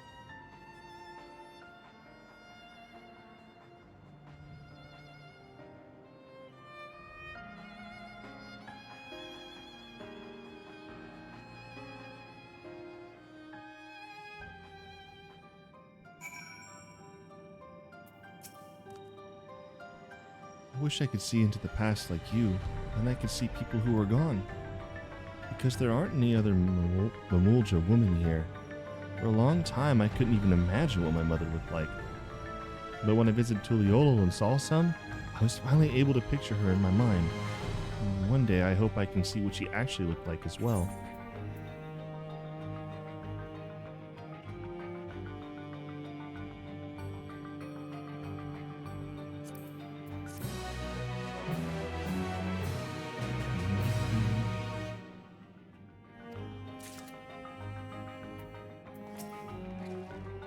Now that the danger is behind us, it started sinking in just how unsettling this place is. To believe it used to be a village. It seems this Kaniloka was in charge here.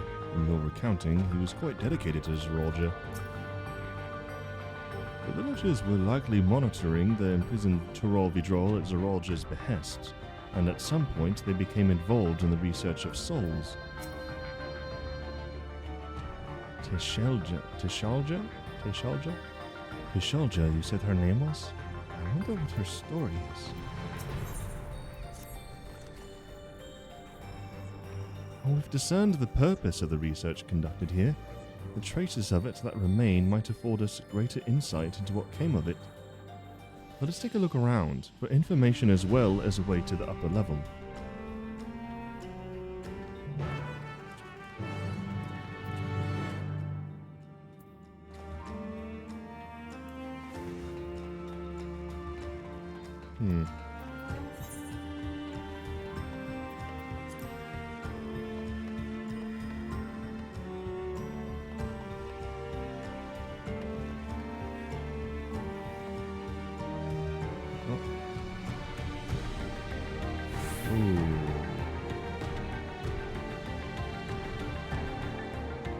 Yeah, he's long gone.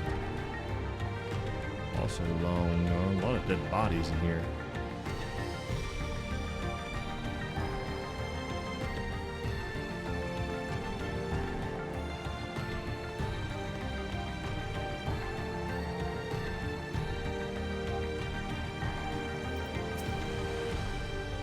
What happened to the people here?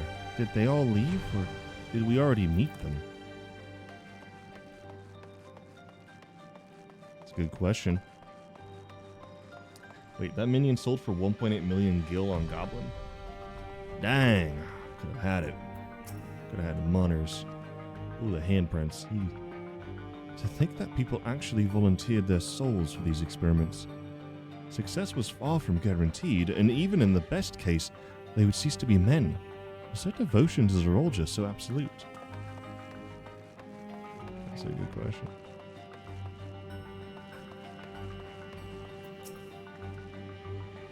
It won't open, and I don't think it'll yield to our shoulders either. We'll have to do it the old-fashioned way and find the key. Are you sure? I got some pretty strong muscles. Lift can be seen behind the wrought iron gate. Sturdy as it appears, the gate will likely resist attempts to force it open. That's crazy.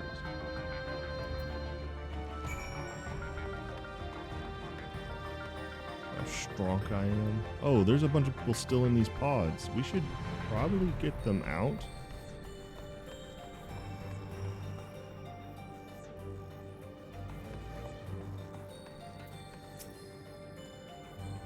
I wonder what Beklug would make of this research into transferring souls. Probably say, don't do that. For good reason, too. These are really big facilities. I guess Zeralja needed to move around, and he was pretty ginormous. The research is likely moved between the upper and lower levels. Perhaps I could find a key among the belongings. That's what I'm looking for.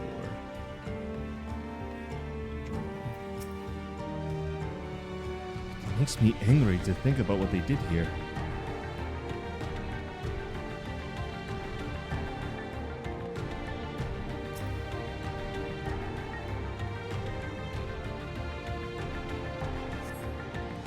We're recruiting volunteers for a new experiment. I know I'm not as bright as the others, but they wouldn't laugh at me if I was stronger than them. This might be my chance. Soul transfer a few days ago. I can write. Write good, yes? I am good, very good. Getting hard to control strength. Today bit off hand of feeder. Cannot help it, so strong. Hungry, always hungry, cannot control. Eat. I must eat. Am eater, must eat.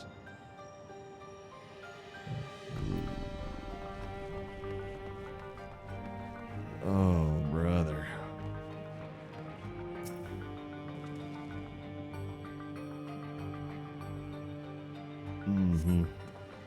Supplies for the staff are neatly arranged within the cabinet.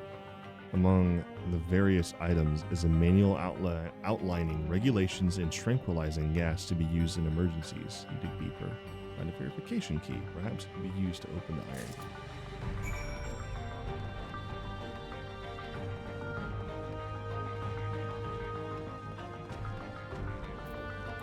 You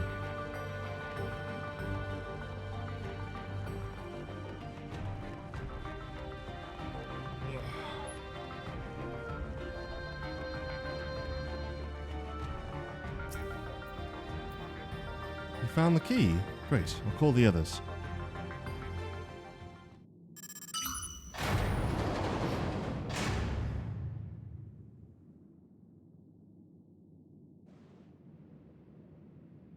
It seems the key can be used to operate the lift as well. Up we go.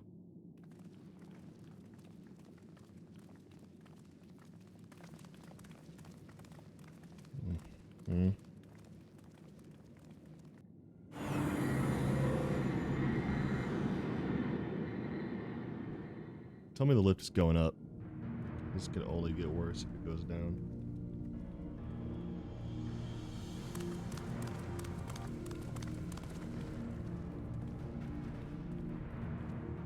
So this is the observatory. I didn't expect it to be similar, but this is a far cry from the temple that held Varagarmanda.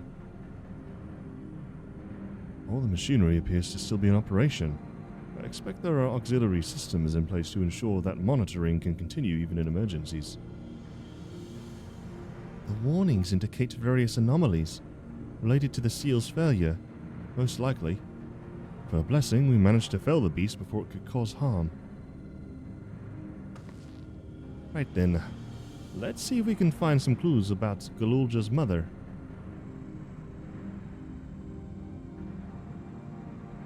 I think I can use this terminal. Shale taught me how.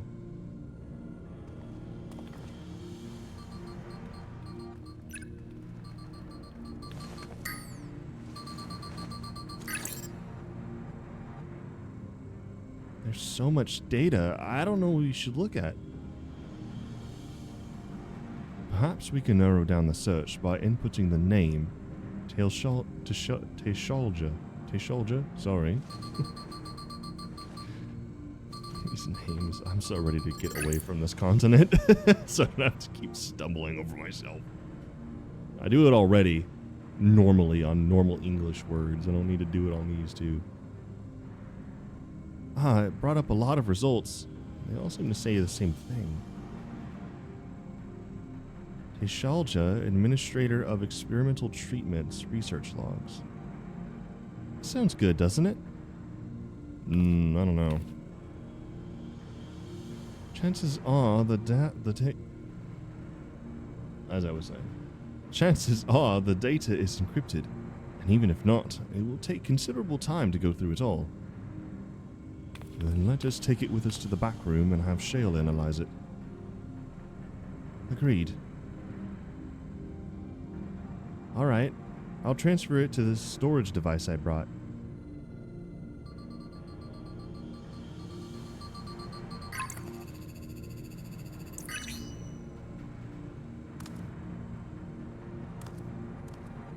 There, it's finished. Thank you so much for bringing me all the way here, everyone. If you're happy, then so am I. Besides, I was able to learn more about my brother as well. It was a fruitful adventure for the both of us.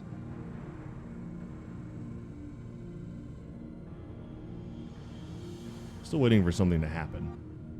But I guess it makes sense that nothing is.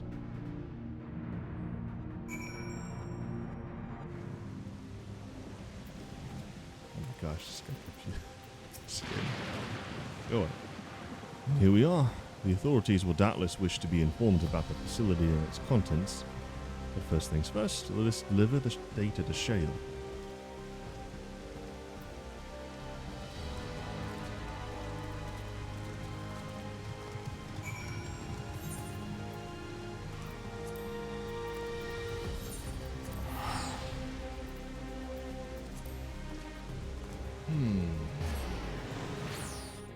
This is green. I saw it green. Oh yeah. They looked cool. I was assuming the rest of the outfit would show up. Oh wait, they're not dyeable though. Man.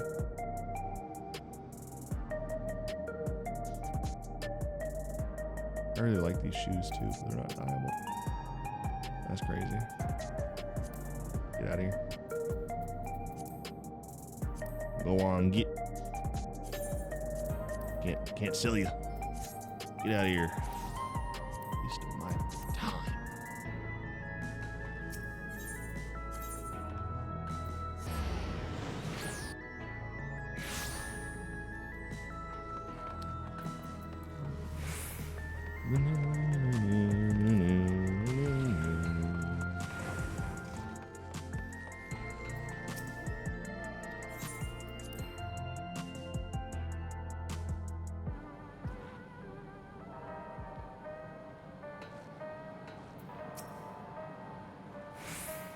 Welcome back.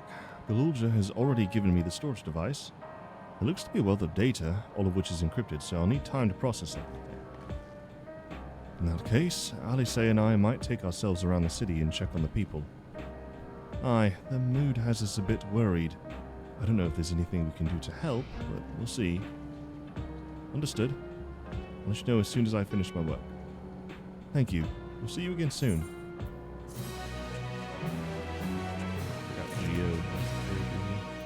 And just chilling.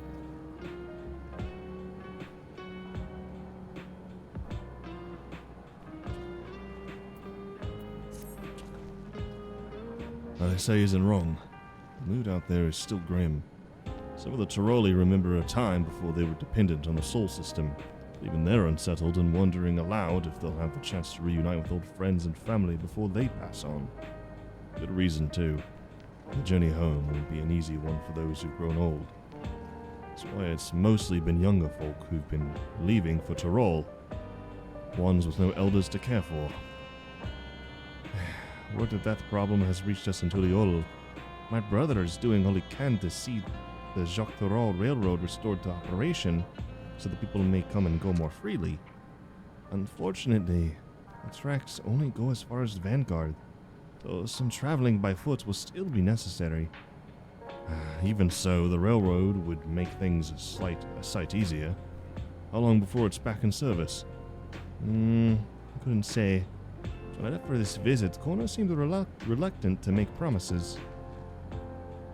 But while Shale's working on the data, we could go and see the state of it for ourselves.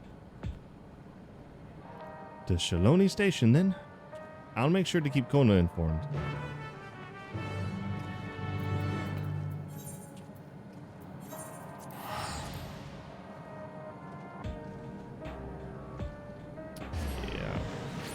I don't know why they're leaving though. I don't get that. They're like uncertain about the future there, so they just leave to here where like their entire way of life is non-existent and death is more prevalent. Doesn't make sense to me. But whatever.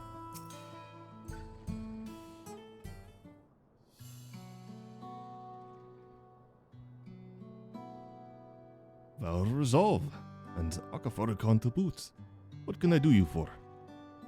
We're hoping for some good news about the railroad. There's an increasing number of people looking to return to Tyrol that can't make the journey on foot. I see. As it happens, the Vow of Reason is also on his way here to take stock of the situation. Let's scratch the, on his way. Oh, Aaronville. New outfit. Nice.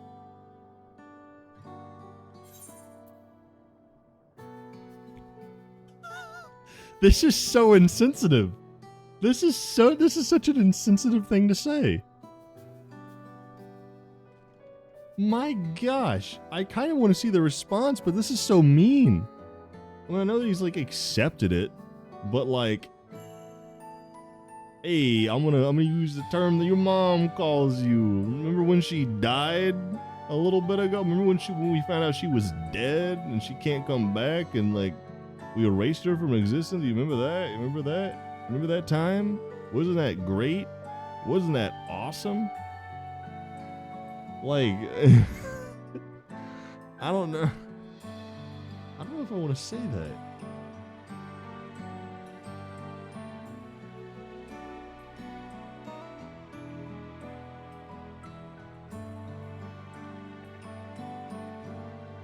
I do like this new outfit. Man, this second one's so mean. I mean, Aaronville's going to take it well because it wouldn't be an option if I was pissing somebody off. But it just seems awful. I mean, I've pissed Y'Shtol off, but I mean, like, genuinely making him angry. I'm just, like, picking on him. I'll say it just because I know his reaction is going to be okay. But if I heard this, I'd probably punch you in the face if you said this to me after that situation. I'd probably be like, what's wrong with you? That's all I'm saying. Did our little bun bun finally outgrow his old clothes?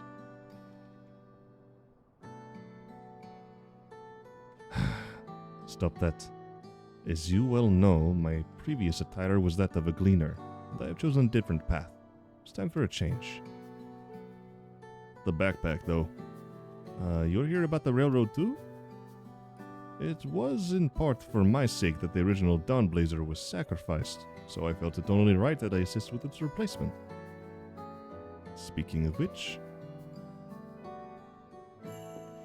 I assume Lamati has explained the growing urgency of the need. What have you to report? The new locomotive was on track for completion, but we're having difficulty pulling her into the station, in a manner of speaking. You see, when we used the Dawnblazer to get into the dome, urgency outweighed all other considerations. But now we're back to our original problem, how to run the railroad without upsetting the inhabitants of Mehuahatsoan. That is the Ronik. Though the Hetzaro that followed them are none too pleased about their Hetzo being spooked by the noise of the locomotive either. The solution I devised to quieten the railroad should address that complaint. But the silent train presents a different danger. The Ronik will need to be deterred from wandering across the tracks. And I suppose we can't just blow the whistle at them or they'll panic and be put off their grazing again. Weren't the rail routes plotted to avoid the Ronik's preferred grazing areas, though? It's odd that they're getting so close in the first place. The Ronik's grazing patterns have shifted since the tracks were laid. I'm not certain why, but I intend to ask the people of Mehuahatsoan for their insight. As a major proponent of the railroad, I have a duty to assist in this matter, and I too would hear what the Hetzaro have to say about this. They are the ones most affected, after all. I believe it would be best to begin by consulting their leader, Wato. The rest of you can accompany us to the Hetzaro encampment if you like.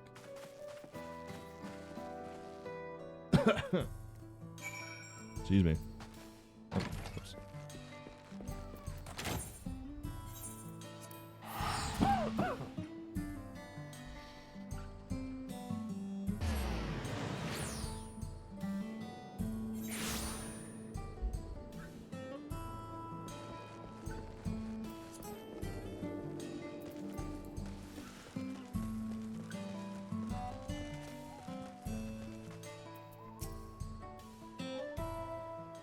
Kind of a bland mission. I'll save my thoughts for later. Vow of resolve, vow of reason. I bid you welcome to our camp, but what brings you all the way to Mehuahatsoan? Thank you for seeing us. Our visit concerns the matter of Jacques Thorol Railroad. Actually, you know what? I am not going to record this. I'm just going to continue on, since this is kind of boring. No point in wasting valuable space on my computer. We do have noted the Ronik's unexpected change in behavior, then. My son, Shepeto, has been looking into this matter. Shepeto? Normally, we'd expect the Ronik to keep their favored grounds nearby for a while yet, and despite a thorough search, we haven't found anything wrong with the quantity or quality of the grazing in Piarionen and Tanane. Yet they refuse to keep to where they usually would, instead pushing westward toward your railroad. I certainly see no cause for this unseasonal migration. Nevertheless, Should they continue to move west, we will follow. As any true Hetzaro would, I suppose. As you may have surmised, I am of Hetzaro descent. My parents traveled with the Ronique as well, though I myself have no memory of the experience. I was left behind as a babe, you see, during such a migration. One of many sacrifices necessitated by a nomadic lifestyle, I am forced to assume.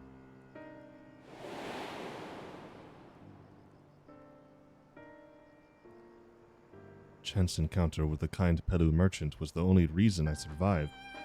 Taking pity on me, he taught me his trade that I might fend for myself. I became a stall keeper in Tuliolo's markets, and that is where the Dawn servant found and adopted me. I had already been in the palace some time when Lamati came to join us. Like me, she had been cast aside by her parents. I knew the pain of solitude, and wanted to spare her that suffering. As this tiny child's new brother, I swore I would always be there for her.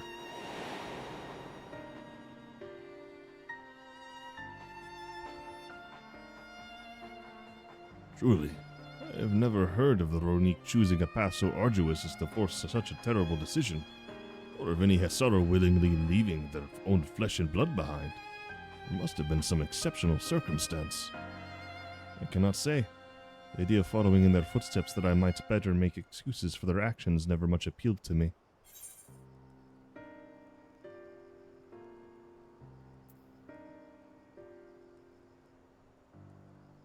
Even if it might help you understand the Ronique's current behavior.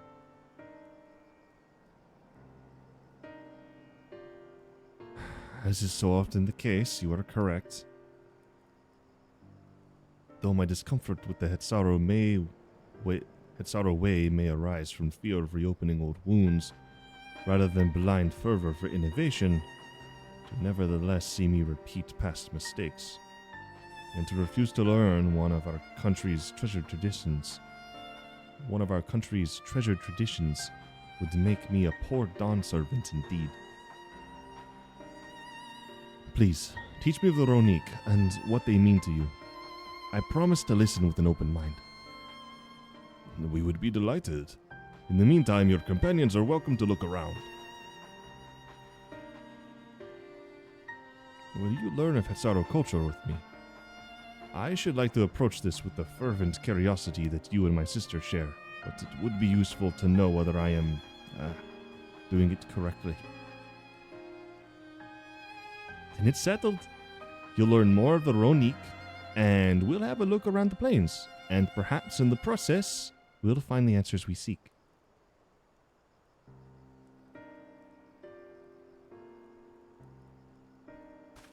Sometimes I really have to rack my brain to think about, like,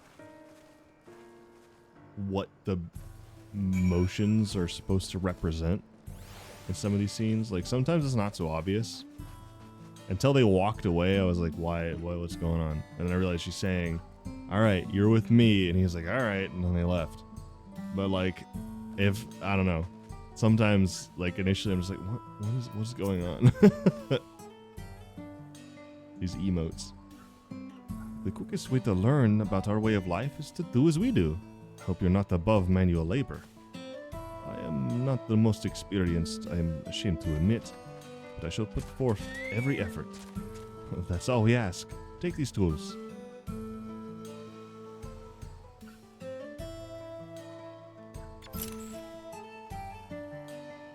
Now, introduce yourself to anyone who looks busy and ask if you can help. They'll be happy to teach you about what to do in exchange for another pair of hands to do it. Let us meet back here later to share what we've learned.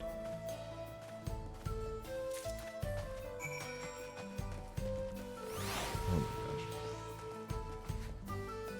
I mean, I guess this was the culture that we didn't really learn a lot about when we were bouncing around.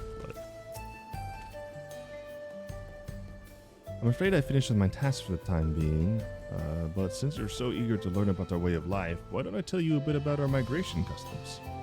If you're here, you likely already know that the Ronique are our Hetzo, our guides, that we travel with through the turning of the seasons.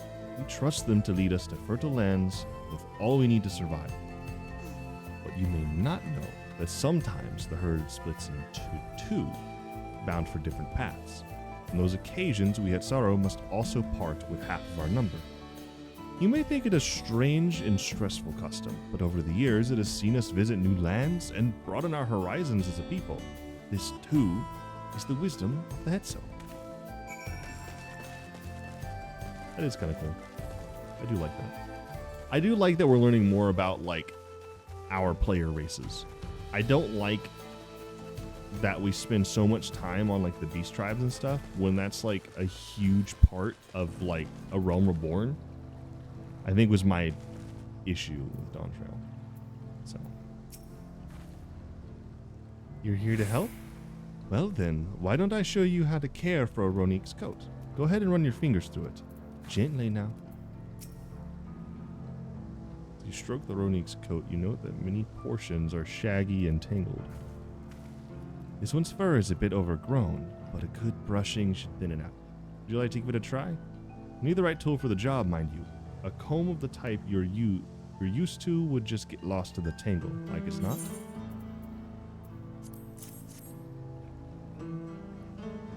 Ah, Shepetto sent a Ronique brush with you, did he?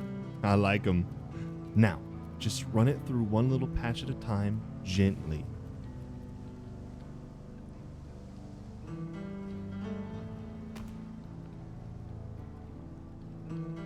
You dutifully brush the Ronique until your arms grow weary from the prolonged battle with its coat. It appears much tidier now, though the same cannot be said for your clothes, which have acquired a new coat of their own. Well done!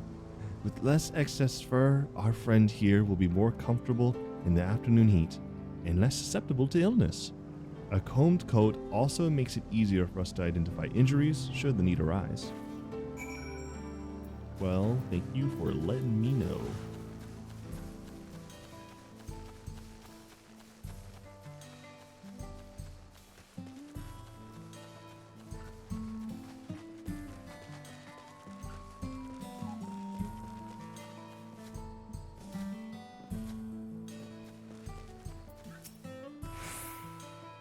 This won't do. The wind will go right through it. Me without my needle and sinew.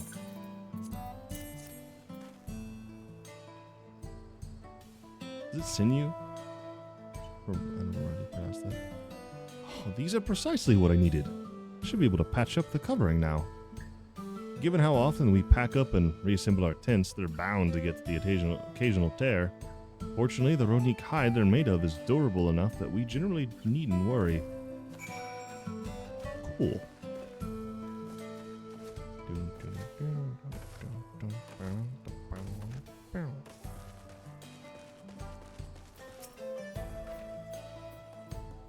You're learning about the Hetsara way of life, are you? I may have a thing or two to share, but rather than talking your ear off, let me test your powers of deduction. I find answers much easier to recall later if I arrived at them myself. Our Hetso provide us with something that we can use in medicines. Poultices and soap to drive away pests and to sustain our fires. What is it? Is it dung again? Bones? Hooves? Or bones hooves? Or hooves bones? Both horns and hooves have cores of bone, and we use all of these materials, albeit primarily in tent poles, instruments, and the like. It's not quite the answer I was looking for. To remind you, this material is fit for medicines, poultices, and soap, to drive away pests and other evils, to sustain fires, and to flavor food. Have another guess.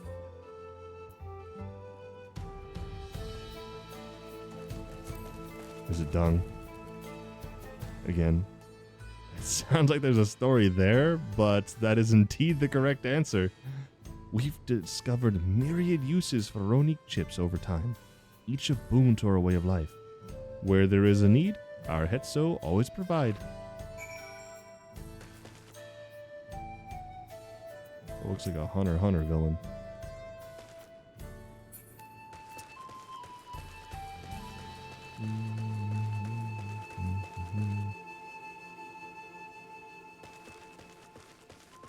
Yeah, I mean... Places of fate. Alright, I looked around. Geppetto. Shh.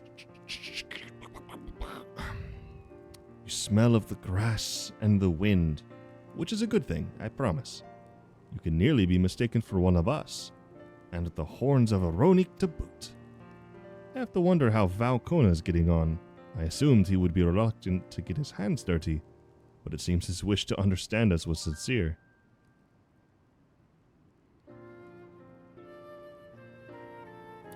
There he is now.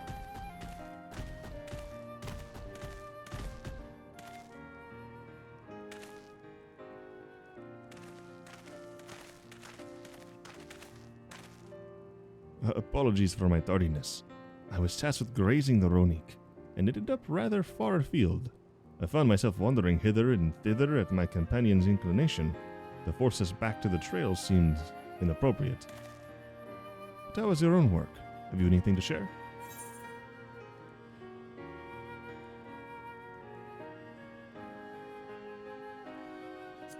The Ronik are pretty much treasured members of the community, part of the family. Indeed, the Ronik provide for the Hetsaro, and in turn the Hetsaro are good to the Ronik, just as family should be. Mine is not the only way, though at times I lack the experience to know otherwise. My inability to conceive of how a decision might be right does not mean that it is wrong. My parents had a duty to the Ronik, as they did to me, and so I wonder if their leaving me behind was not so selfish an act as I once believed.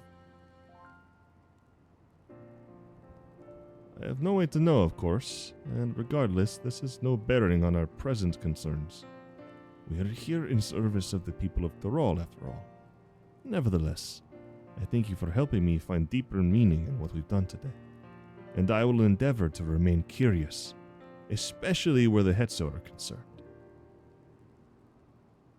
Good for you, man. I'm glad to hear that, Valcona. You're welcome among our herd anytime. I think I will choose...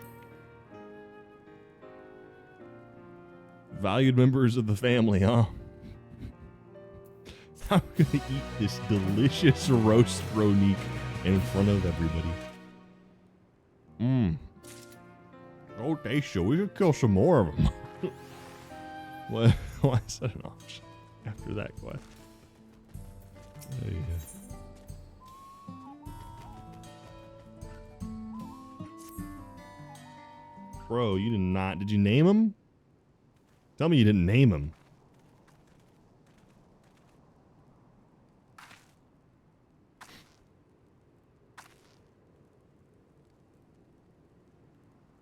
Dude's gonna quit being Dawn servant. Donna, how did it go?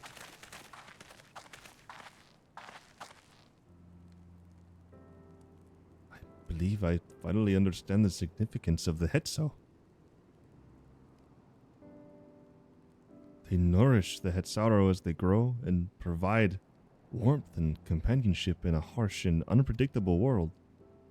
They are the equal of any man, not beasts to be tamed. Moreover, Ronik are sensitive. Though we may treat their injuries or brush their coats to keep them hale, they must ever be free to follow their instincts and seek lands where they might thrive. The Hetsaro would never cage them, and neither should we. To control their migratory patterns or capture those who wander too close to the tracks is out of the question. Then it is particularly important to advance our original line of inquiry. Fortunately, we were able to visit the Ronik's once favorite grazing grounds. As we were told, the grass looks fine, but the place is too quiet. It's not just the Ronik, even the birds and field mice have fled. We did encounter one pack of Ceratoraptors, but they look to be passing through in a hurry. Typically, that sort of behavior in the fauna would be associated with natural disasters, earthquakes, landslides, and the like. though the Hetzaro would have surely put two and two together were the cause geological. I measured the area's ether to be certain.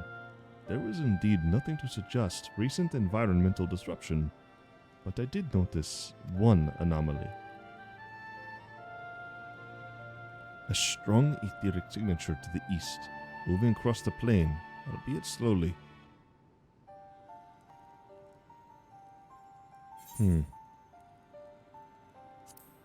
Is a large animal. A Tyrol Vidral, maybe. And a powerful one, like it's not. A predator, given the local fauna's behavior.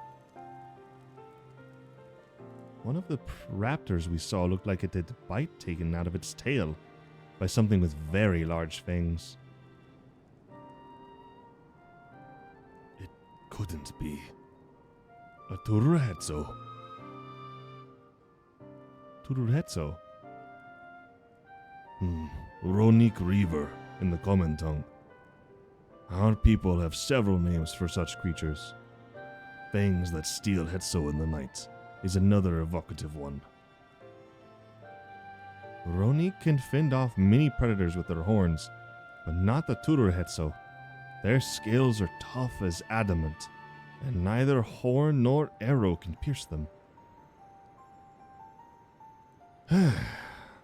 Well, well-toothed carnivore with an unusually tough hide. Cannot recall any such fauna in this region. They usually roam the wilds in the northeast, and most herds keep well clear of them. I can't tell you why this one is so far from home and its pack both.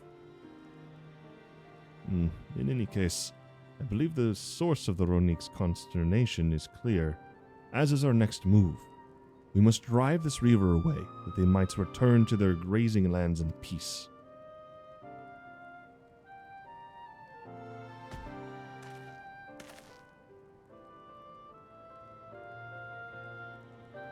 Never fear. We will make certain that the beast threatens you no more. Kona's like my favorite character in Dawntrail. He is like the least character to him, but I love him.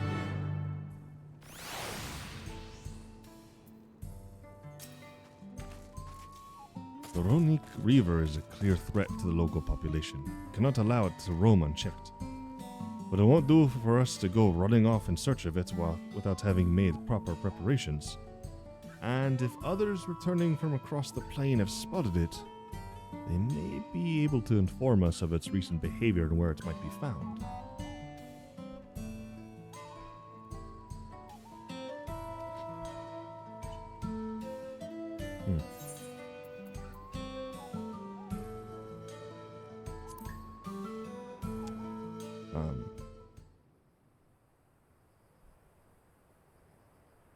$7:30?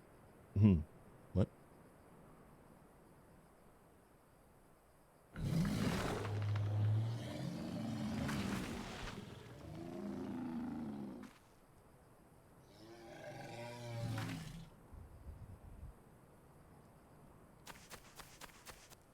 Help! Help! Hetsu is coming this way! Oh boy. Hey, well, hold on now.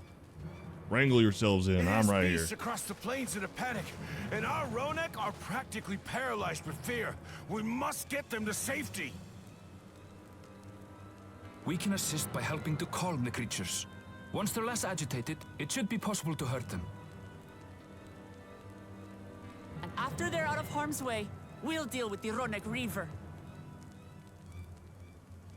I suggest you remain here to attend to the Ronek when they arrive. They'll be safe with me. Please. Oh, they don't have accents. Well, dang. Good to know. I thought they had accents. But of course, we're in Shaloni, we're a bunch of Americans. Make haste! We must protect the Ronek!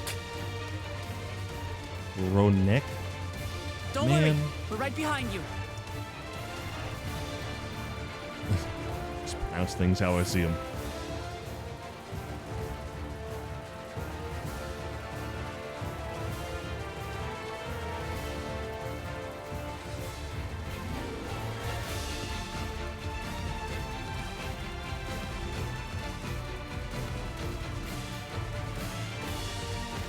There they are! They're terrified. We must do what we can to soothe them. It's okay. It's okay. Relax. Relax. Sigh.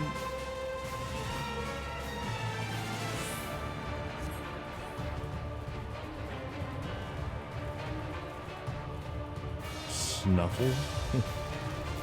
Hey, get out of here. That herd should be all right. Let's look for stragglers.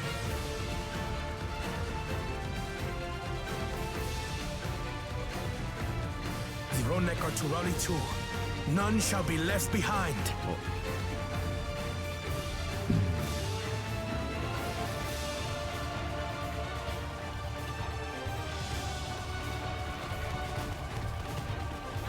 There must be something up ahead. Come! There! These are no match for the likes of us. I mean, yes. Very true. Okay, this one.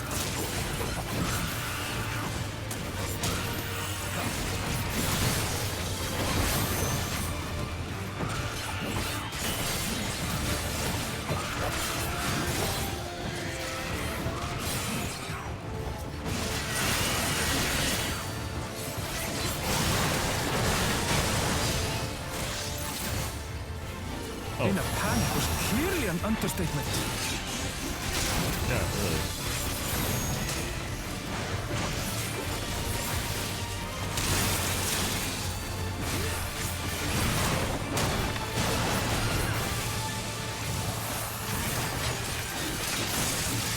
More are coming! Hey, yo!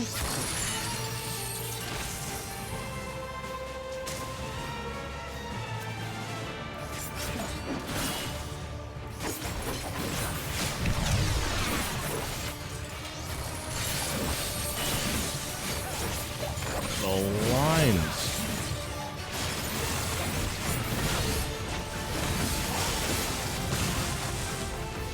You're mine.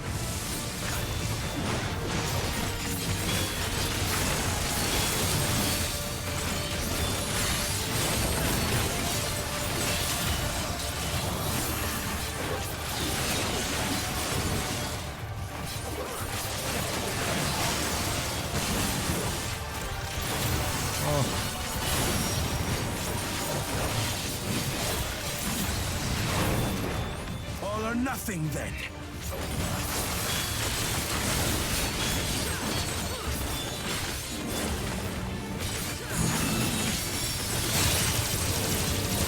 Okay, you got it. Yeesh.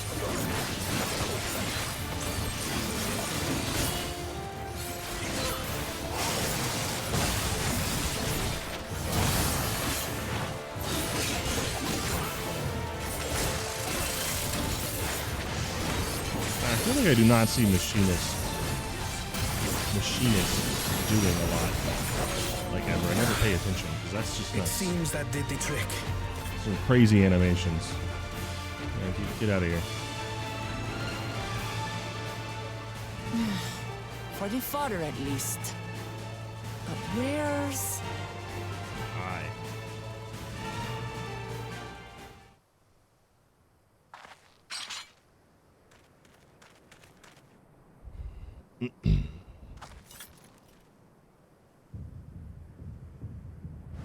Yo! Look there! We've got a big one coming! That thing's Ginorminosaurus. Impenetrable scales and wicked fangs. That's a Ronek Reaver, and no mistake.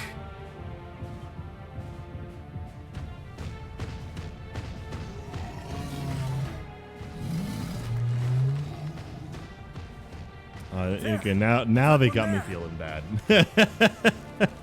And now I'm like, oh.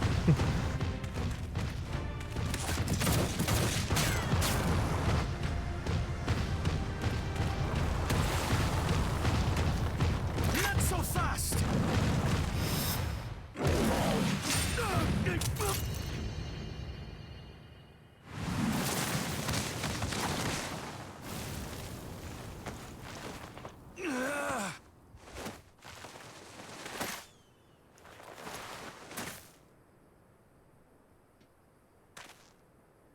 Even should it cost me my life.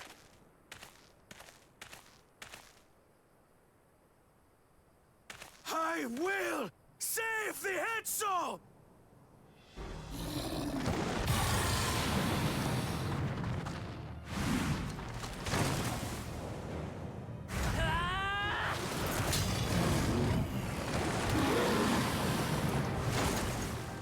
Kona, are you all right?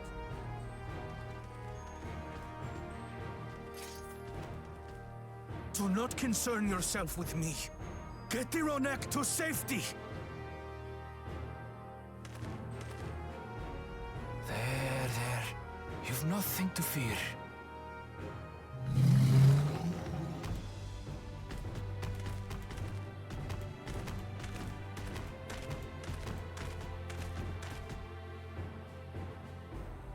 Right! Let's finish the job!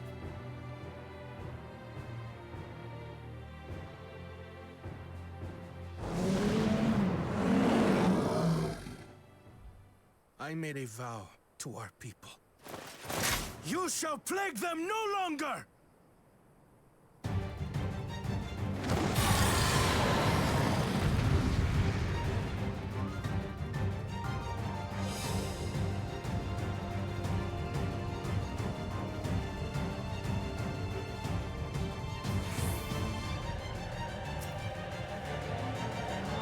You'll find the vow of reason is not without resolve.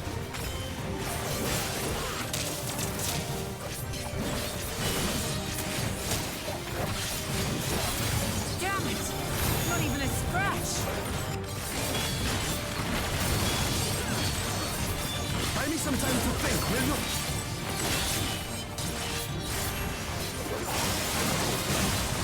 It must have a weakness, and I will find it.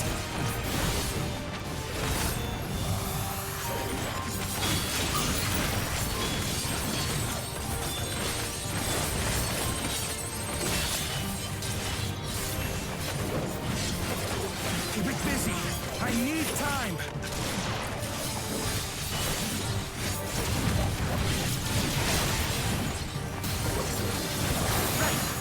Go for the legs!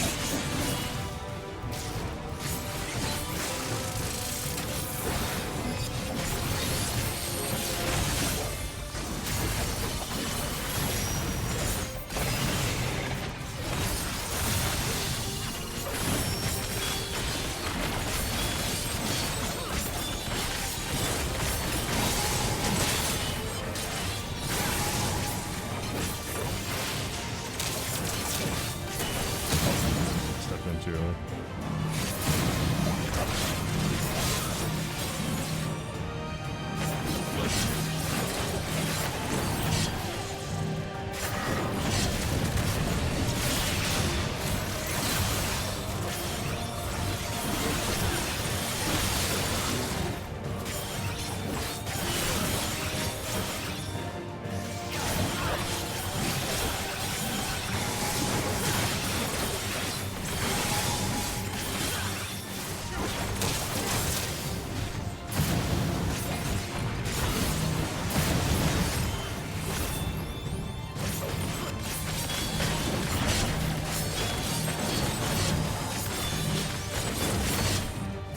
Now we just have to keep it pinned.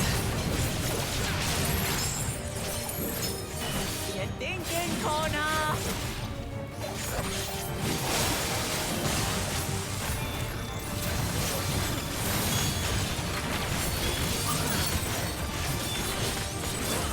Protective current of ether. But whence does it flow? I'm going overkill on this thing for no reason. I've done no damage to it.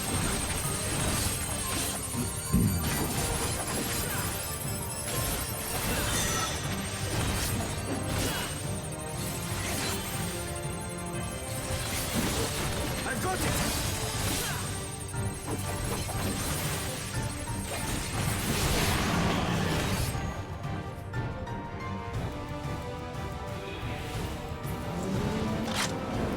One well-placed piercing round to the chest, and...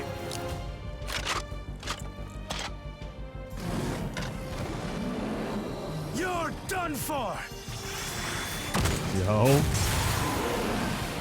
Ooh. Dang.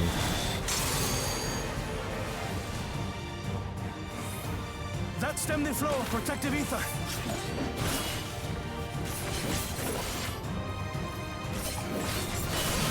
Nothing stopping us now!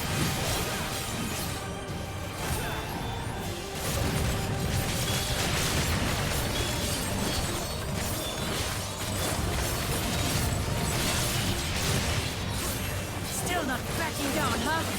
Fine with me!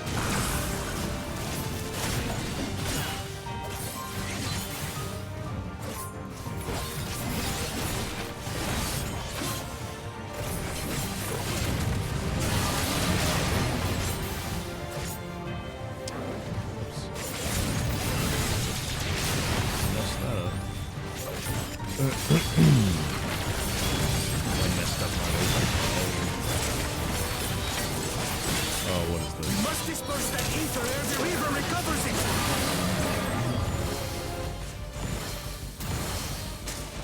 This is going to hurt.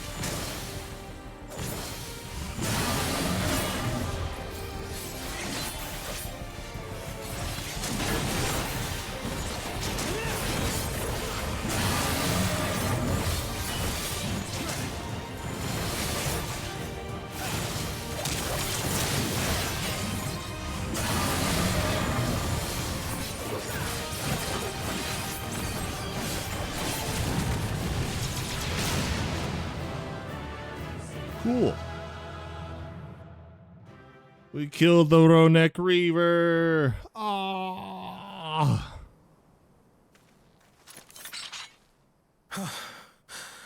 We did it. Mm-hmm. The Etso, are they?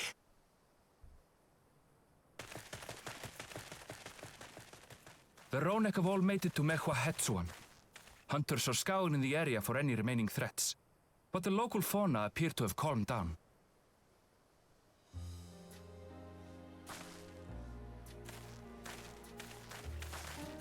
We cannot thank you enough for your timely aid. You, most of all, Bow of Reason. We feared you would be loath to take direct action, yet you didn't hesitate to put your life on the line for our Hetso.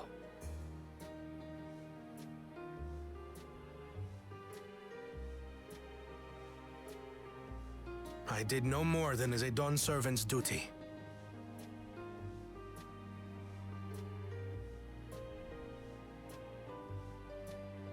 The ethereal conductivity of those scales is astounding.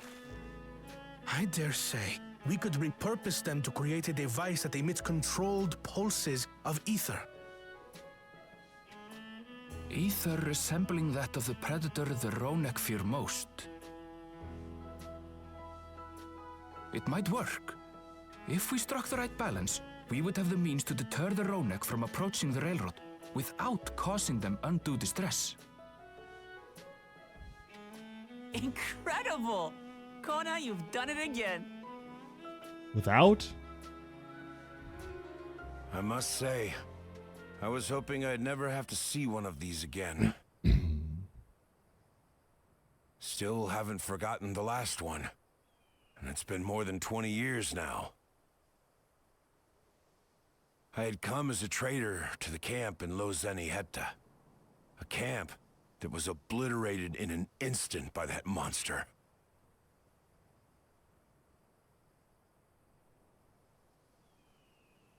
Lozeniheta. That's where the Pelu trader found me as a babe. Please, can you tell me what you saw?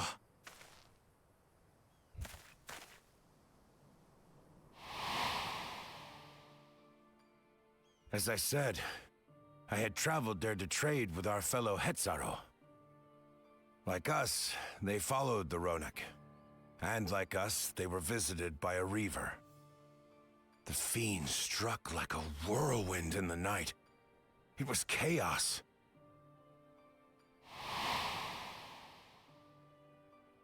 I grabbed some token belongings and bolted in a panic, thinking only of getting as far away as possible. But even in my panicked state, I could not help but notice the young couple racing the other way, toward the fell creature. "We're distracted," I heard one cry. "Save our son! Save the Hetzo!" After that, nothing but the pounding of my heart and feet and Ronek thunder. I ran and ran. And as the sun broke the horizon, I found myself separated from both man and beast.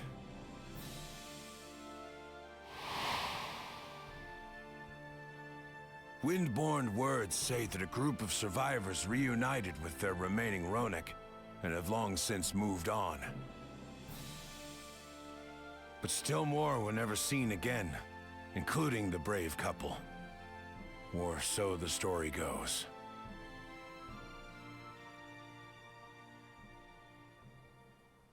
And what became of their child? I'm afraid I don't know. But if he wasn't with the survivors, even if he lived through that night, the wilderness wouldn't have been kind to a little one out on his lonesome.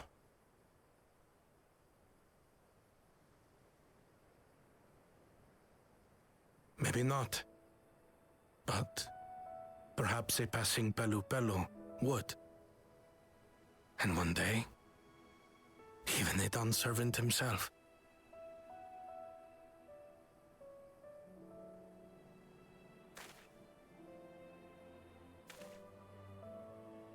All these years, I was convinced that my parents had left me behind to follow after the Ronek. But now I see, they didn't abandon me. They were trying to keep me safe.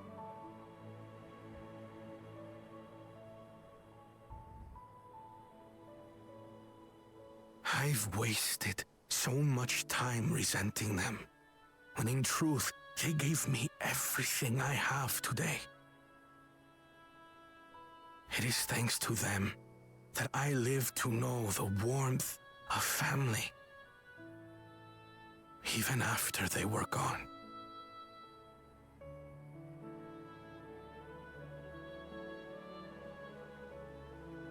And now that I am Dawn's servant, all of Tuliyola is my family. A family I will always protect, as my parents protected me.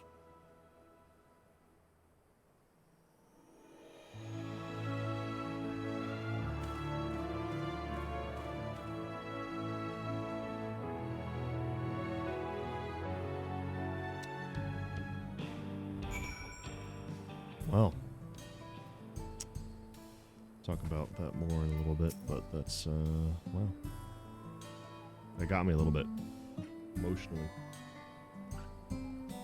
If Valkona counts us among his family, then he is part of ours. You made felling that Turuhetso look easy. On behalf of the Hetso, I thank you. We certainly got more than we bargained for when we set out to solve our railroad conundrum. I can't imagine how Kona must be feeling right now. At the Reaver.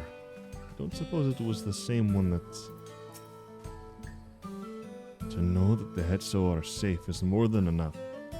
Yet, would it be wrong to hope that, in protecting them, we also avenged my parents? It is the least I owe to them, after all this time. Aka, I thank you for standing by me, as Dawn Servant, and as the oft-imperfect man beneath that mantle. Now, let us return our attentions to the matter we came here to address, shall we? We've removed the root cause of the Ronik straying from their favorite grazing and obtained the tools we devise an additional precautionary measure, a silent whistle as it were. This whistle must be capable of emitting pulses of ether strong enough that they will shy away from the tracks on instinct, yet not so strong as to drive them into a panic. If we can achieve this, it will be a far sight better than a traditional whistle, more effective and less stressful for the creatures themselves.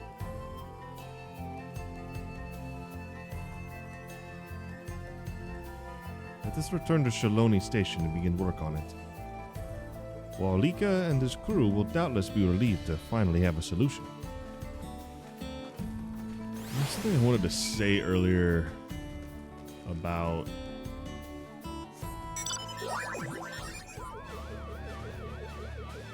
something they said that when I looked at the camera and I was like really confused. I'm forgetting what that was. There was something. It's escaping my mind though. Man, what was it? What was that? Oh my gosh. Something he said that I was like, what are you talking about?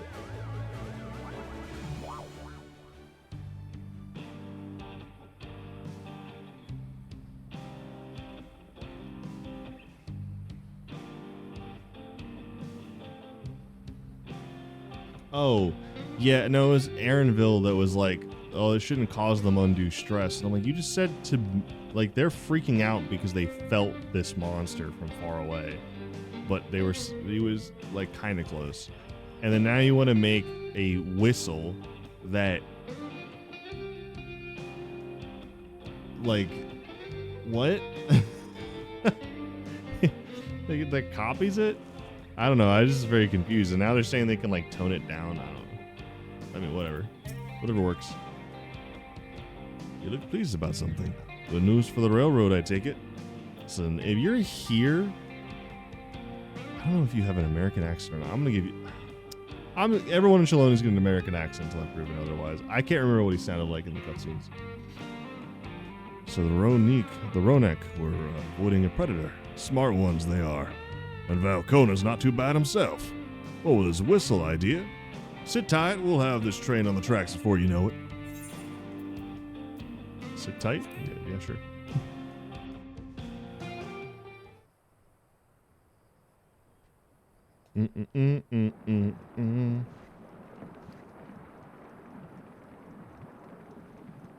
Just smudge on my screen right here. We're ready to go. Okay, yep. Good enough.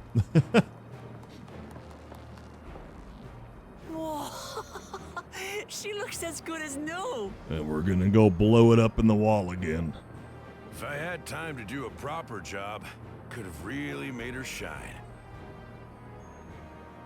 Had to cobble together the exterior with spare parts. We refurbished the interior, though. Not that you can appreciate it from out here. But as far as the Ronek are concerned, we've spared no effort. Yeah. From the ballast to the ties, we've adjusted every bit of the track so she'll run quiet as a field mouse. You and your crew have worked wonders. Our nation is in your debt. Come now. If anything, credit's due to Tuliolal. It's thanks to the folk you recruited from every corner of the continent that we were able to get her up and running so quickly. Did you guys have a musical number again? Besides, the ethereal whistle's the true marvel. And we wouldn't have that without the scales you brought us. However grateful you are, know that we're even more thankful.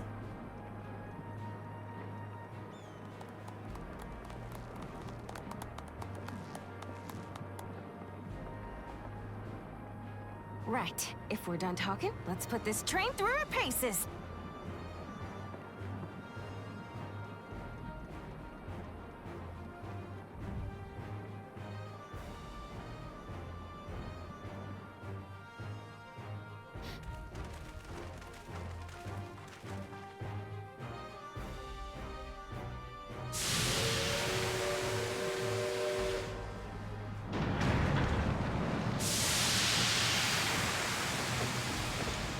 Don't you have to build the rest in the dome? Did you go to the dome?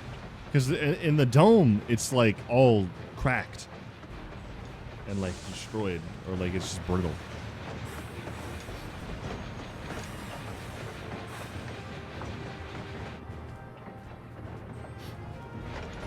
There's a Ronek up ahead.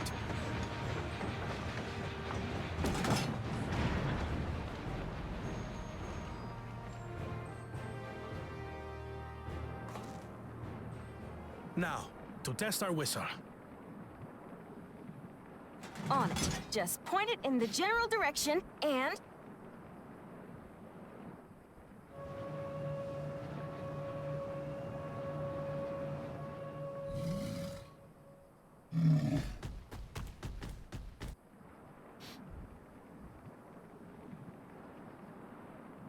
It's moving away.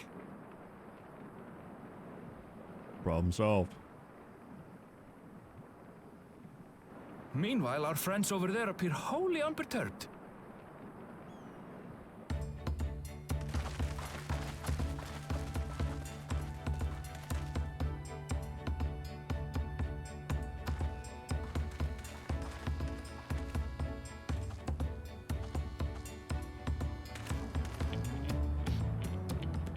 With this, we can alert those who wander too close without disturbing the rest of the herd. A roaring success! In a quiet way, like.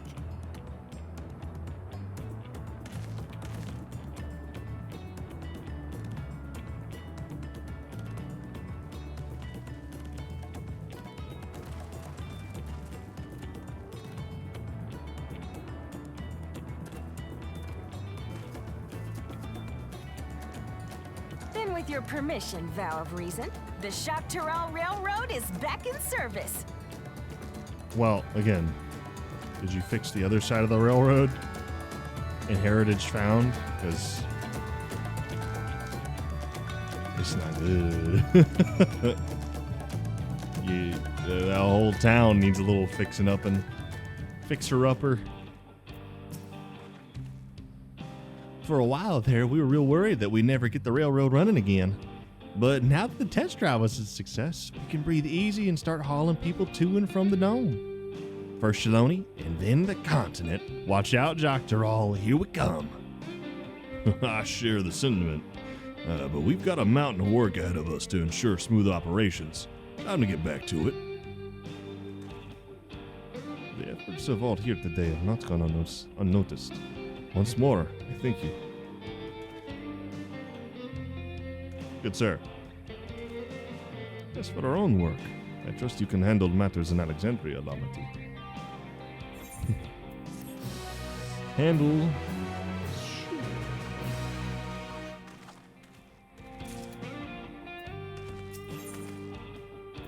Ah, Crossroads. Final quest. Let's wrap this up. Well, it's possible that Shale's made some headway in that by now. And regardless, we should spread word that the railroad's been restored to service. Shale, what do you have her working on? Kalulcha's mother.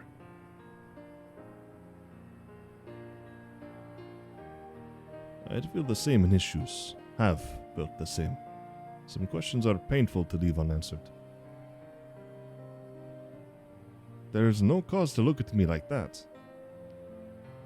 But how is it pronounced again? Is it Kafkiwa?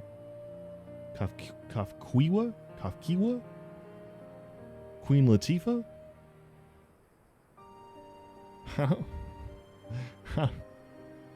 Okay, I think it's Kafkiwa, right? Because I was saying it wrong like the entire expansion and no one said a word, and I finally heard it and I was like, oh, I've been doing this wrong.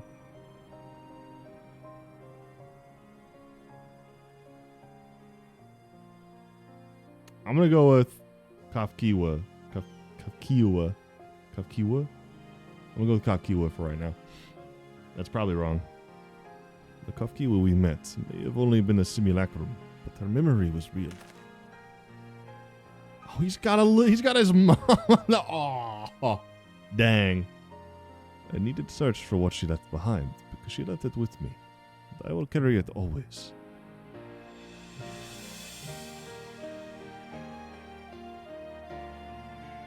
Speaking of things you're carrying, is that the teeny tiny Kafkiwa?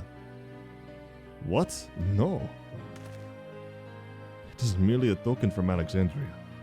Our friends in Oblivion would not take no for an answer. I thought it was a good souvenir anyway.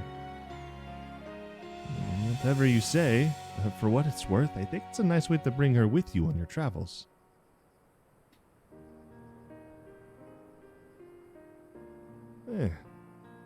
Whatever you think. Well, you're off to the dome now, aren't you?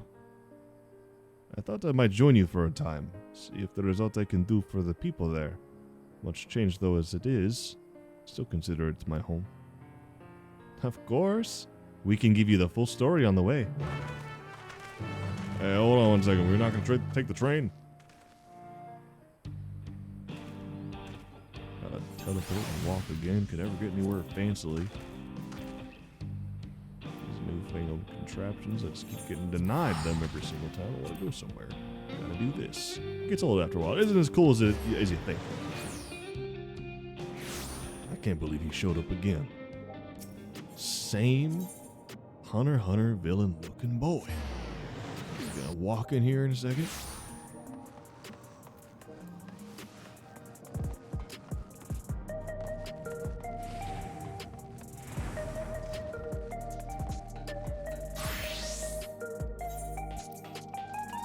I do not like saying the word boy in that accent. I'm not gonna front with you.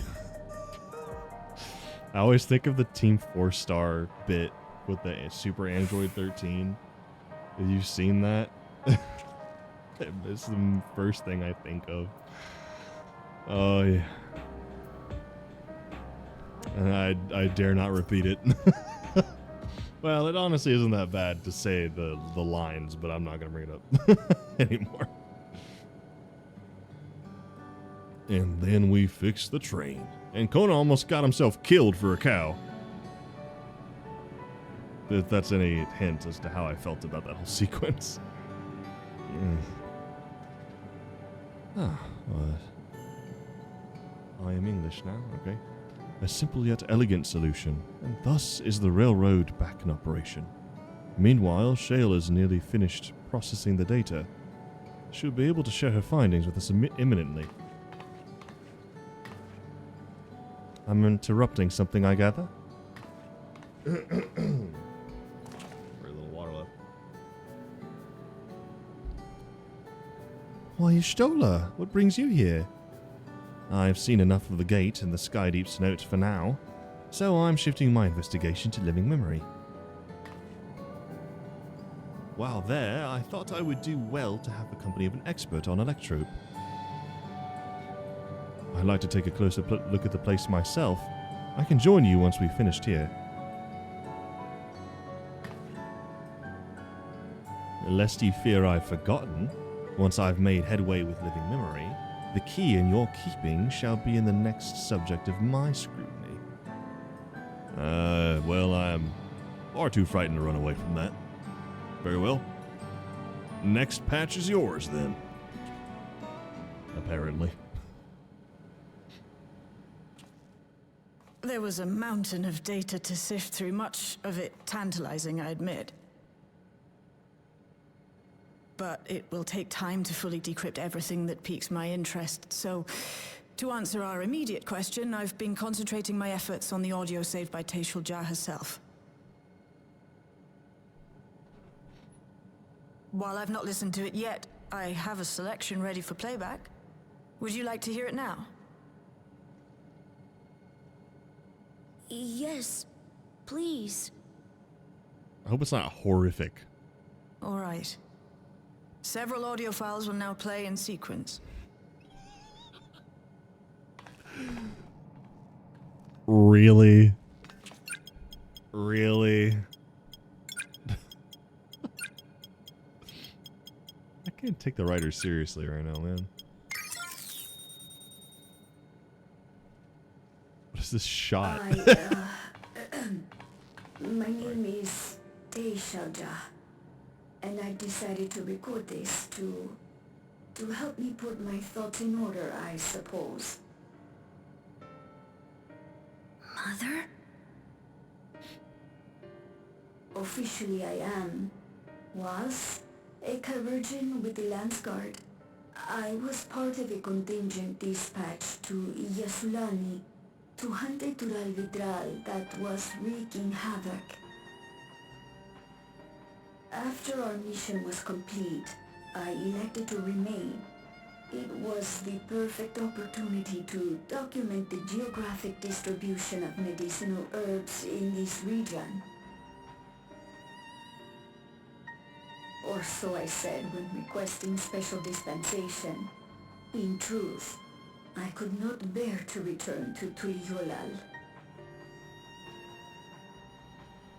I had hoped to aid Commander Zoralja in the right of succession, but he did not so much as look my way. I was never in contention, of course, one of the nameless many in his army. To go back and face that reality was too much for me, so I ran. And in my cowardice, I stumbled upon this path. A path that changed my life. When the dome appeared, I found myself trapped within and reunited with my commander.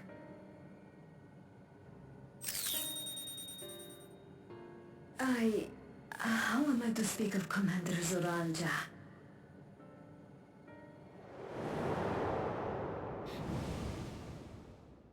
I admired him. His incontestable strength, his unwavering focus. He was a man of great passions.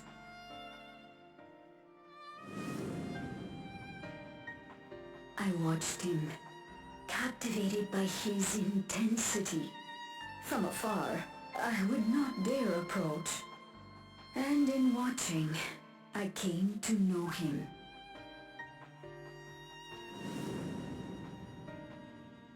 His eyes too sought the distance, but not as mine did. He yearned not for another, but something else, beyond the horizon. That gaze would never fall upon me. I knew.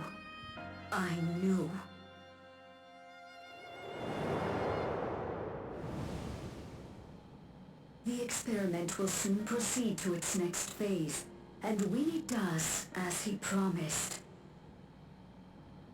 I will have my heart's desire.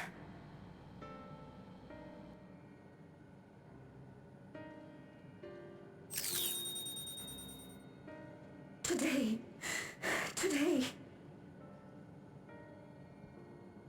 It should have been today. A new beginning. What I have dreamed of for so long. I hold a future in my arms. If he could see him, embrace him, surely that would be enough. So full of hope I was. A foolish hope.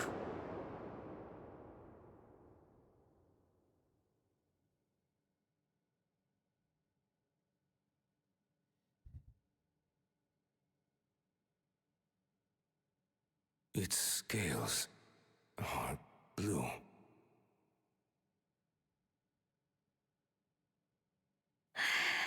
He's your son.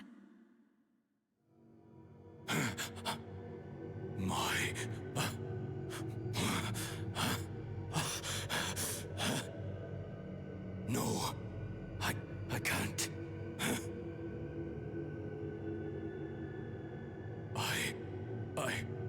I don't know how. How could I? How to raise a child, be a father? I don't. Oh man. I can't. He is crashing out. No! No! Get it away from me! Get that thing away from me!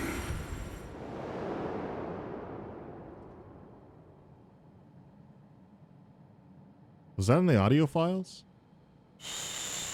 It's all right, little one. Papa was just surprised. That's all. He'll come around.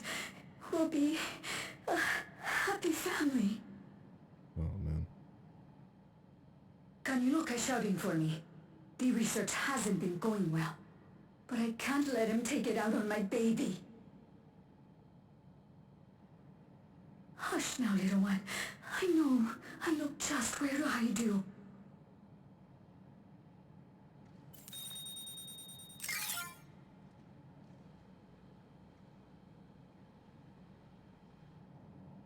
That's all of them. That was brutal. He was abandoned, the poor dear. We found him in the drift downs a few years ago.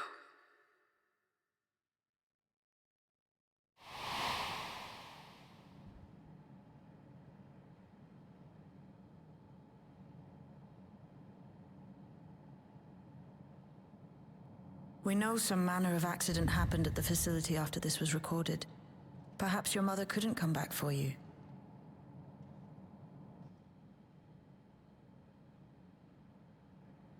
Hey, Gololcha. I'm fine, Lamarchi. Father and mother, they were both so lonely. If we could have been together, maybe they wouldn't have been. But sometimes things don't work out, no matter how hard you try.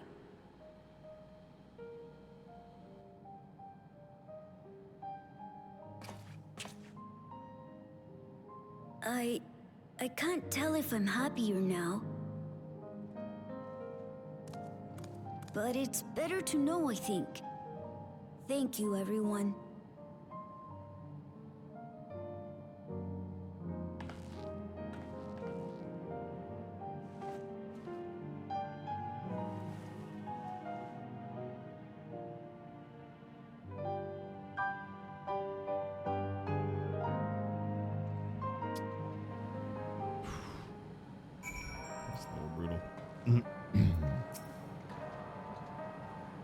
It's better to know.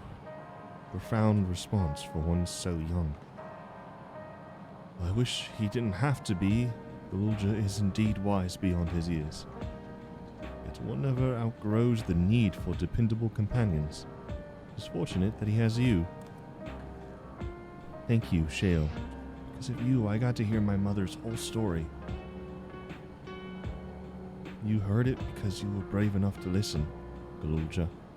If you remember one thing, remember that.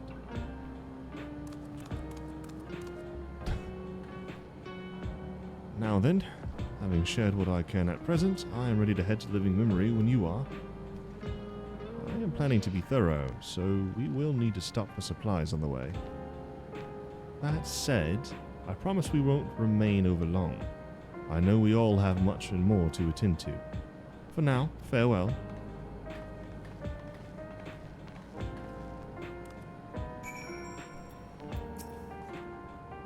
Twins have yet to return. I hope everything's alright. One wouldn't know it to look at them, but Shale and Y'shtola are birds of a feather, an incorrigibly restless feather. I'll stick around for a while. Let me know if you need me. With the railroad ready, I'd like to get some idea of how many returnees we can expect before heading back to Tuliolol. Is Shell going to be alright out there? The whole time she was working on the data, I never saw her take a break. A word before you leave. Our network's already spreading word of the railroad. We expected people would be clamoring to get on the first train back. Yet the reaction's been the polar opposite. Scant few seem inclined to depart Alexandria anytime soon. What? When we spoke before, you said many from Tuliolol were eager to reunite with friends and family. Maybe they're concerned about getting through Vanguard? If so, we could take turns... Oh, sorry. Maybe they're getting concerned about getting through Vanguard. If so, we could take turns accompanying them. If any case, we need to speak with the people ourselves. Let's start at Leno 9.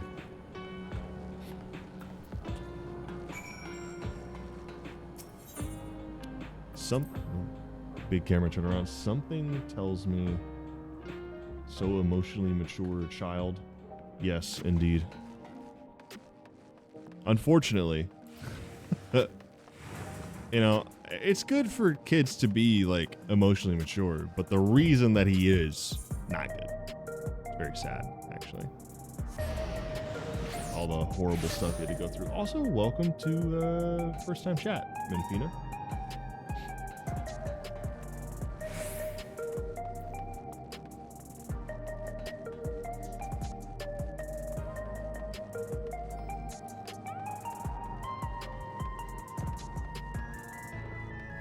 Yeah, I keep wanting to save my thoughts until I'm done. But like, I don't know, we'll try to wrap it up here. Then I'll get to what I wanted to say. There may still be people gathering in Praxis Park. Let's try there first. I swear, I like mildly get the accent and then lose it within like 10 seconds every single time I try. It's just like... What, do they make themselves forget about Sveen forcibly? That would be crazy. I bet they did. I bet they did. I bet some stupid idiot erased Sveen from all of their memories. Right after the funeral. I bet you 100%. They're gonna be like, oh yeah, we had a queen, right? Have you heard? Someone was killed in the Thunder Yards. Or maybe not, I don't know. The Thunder Yards was one of the hunters slain by a beast. It was a hunter, all right. And a veteran at that. But it was no fiend that did him in. Only a random bolt of lightning. Such a senseless way to die. They say that he expended his last soul cells during Zoraljar's attack on the city. For an upright, hard-working man to meet such an unceremonious end, it feels wrong. Maybe not. I was betting on it. But we'll be fine, that being the won't case, we? but then the Even story if really the can system continue. no longer erases our memory of the departed, the regulators continue to function. I shan't go before my time. Growing old and passing peacefully with the help of the ushers is only natural. Well, you may think so, but how are we to know? We have no memory of those who have gone. More may have met violent deaths than passed from old age, and we would be blissfully unaware. It could happen to you, or me, to any of us. Then what are we to do? Spend every waking moment thinking only of how we might die? This feels very prevalent for me right now. With time, I had Jeez. hoped that they'd be able to adjust to their new situation. But it's only gotten worse. If I'm gonna be honest with you, Wuklamon, I honestly think it's kind of pathetic. It's Queen Sveen!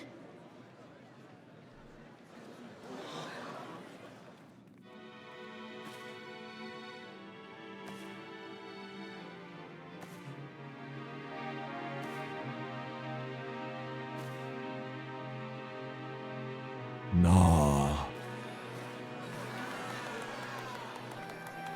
What?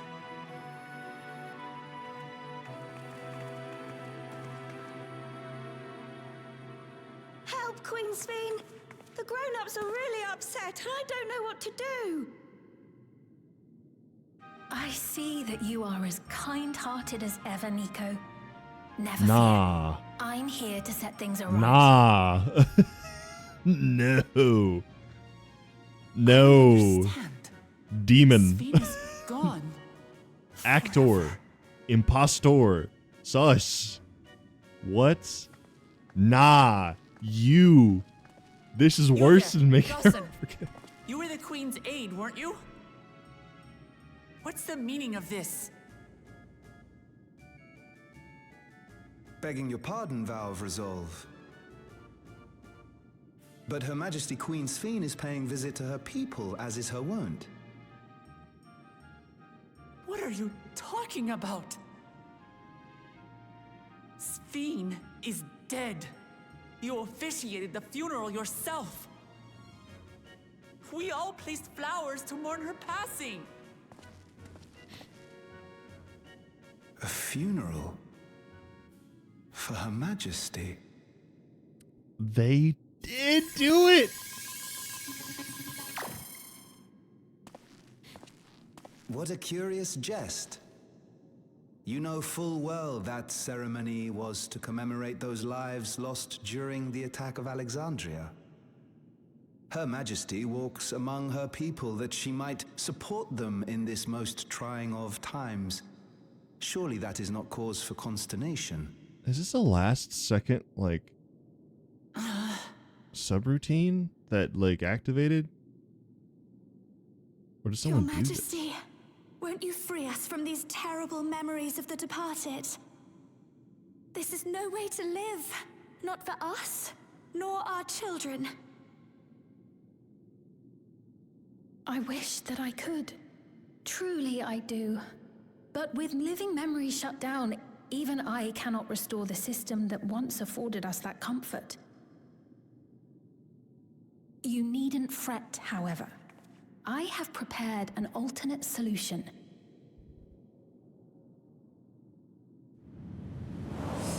All of us shall be made endless.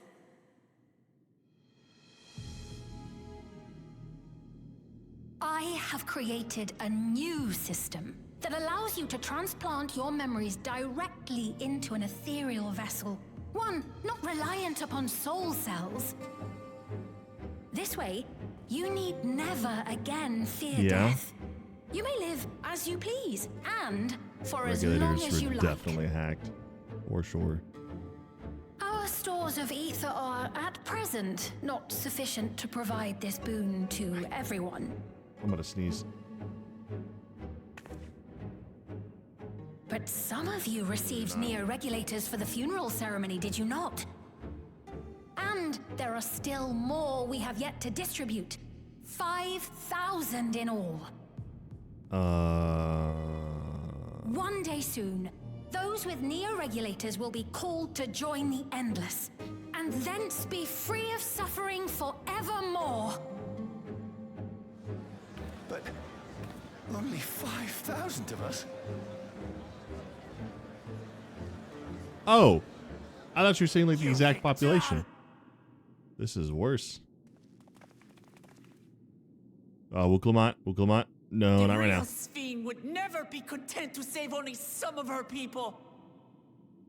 Not right now. Who are you?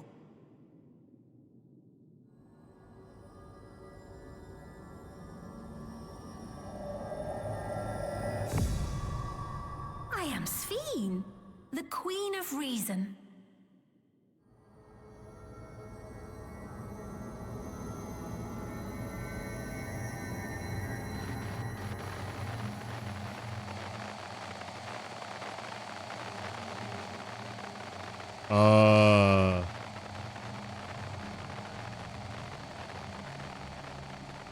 Hey, yo, we gotta shut off the regulators as a whole, bro. Well, come on, I'm gonna be honest with you. I think we need to go. I think we need to go right now. I do not think we're in a good spot. Let's return to the back room. I need to calm down. and then we'll talk. Yeah, that's a good idea. Instead of inciting the entire population against us by attacking the queen, you should have kept your mouth shut.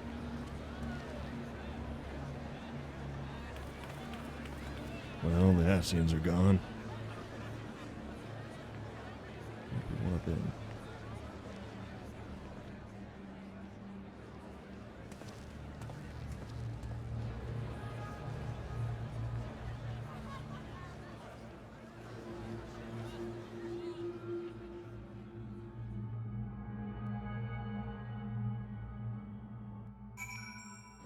You mean to tell me I gotta wait till next patch to figure out what in the world's going on?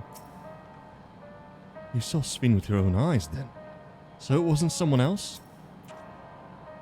We've heard about the Queen of Reason's proclamation. The rumors spread through the district like wildfire. It's not to report yet, but we have all eyes and ears out in Everkeep and Heritage found. Sven was erased. If she's back, then are the Endless? Seriously, what was that? Queen Sven's return? How? That's what I want to know. Without the Meso terminal, how does she propose to create new inlets? We must contact Yestola as soon as possible. Asian vibes. I mean, yeah, definitely Asian vibes. But, like, none of them are around anymore. Not, like, unless it's just, like, some random... Unless it's just some random Asian, like, not one of the unsundered, but one that was kind of like,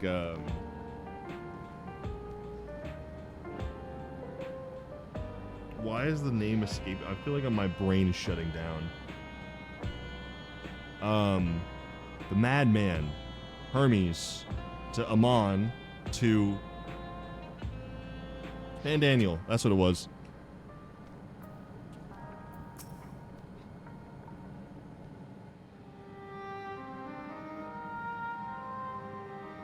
And I have a headache after figuring out that name because I'm working my brain too hard. I only caught the proclamation from a distance, but I can tell you that the message about neo-regulators was received with utmost clarity.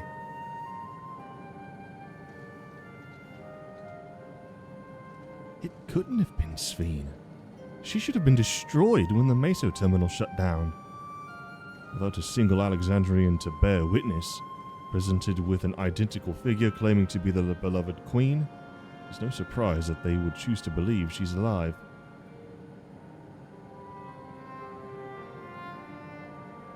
What is troubling, however, is their denial that the funeral was held in her honor.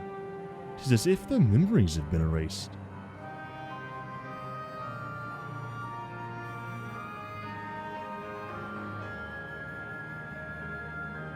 That the members of Oblivion remain unaffected, that was likely the work of the regulators, but by whose design? Someone smart enough to play at being the Queen of Reason. And that, guys, even if some suspect deception, most of Alexandria will be on her side. We need to find out who she really is.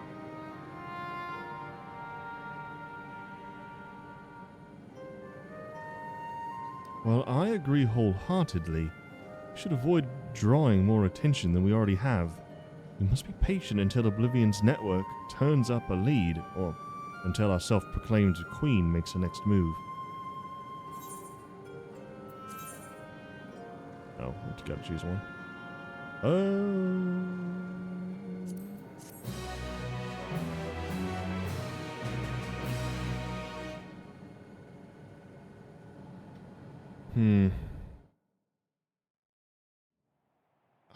I'm trying to theorize right now. And alright. Does everything reactivate?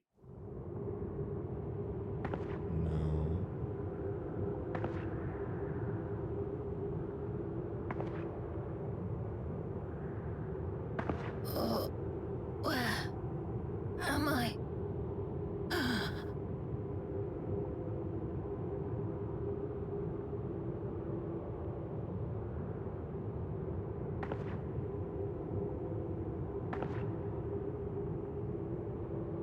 My Are they safe? Sphene? Somehow? Why am I...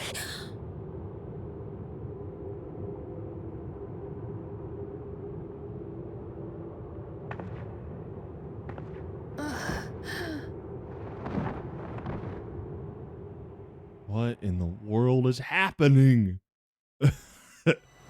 In fear of death, the people turn to Queen Reborn, their fates to learn. Dude, people are going to kill each other to try and get one of those regulators.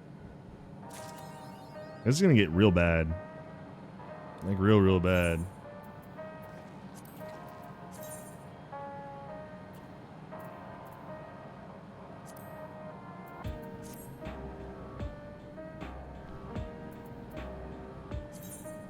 The right one.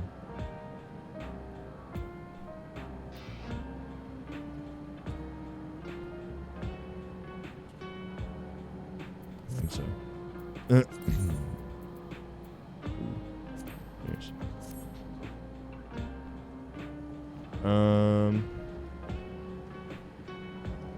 Well, one more quest. I guess I'll just sit here and wonder what the heck that's about for, 4 months. I've never been caught up on patches. No, that's a lie. That's a lie. I was caught up for Endwalker, but I didn't do them until like 3 or 4 of the patches had come out. So that's so weird. Okay, so to state my thoughts real quick about what everything I just played through. Good starting point with like going to that dungeon, which was a crazy dungeon.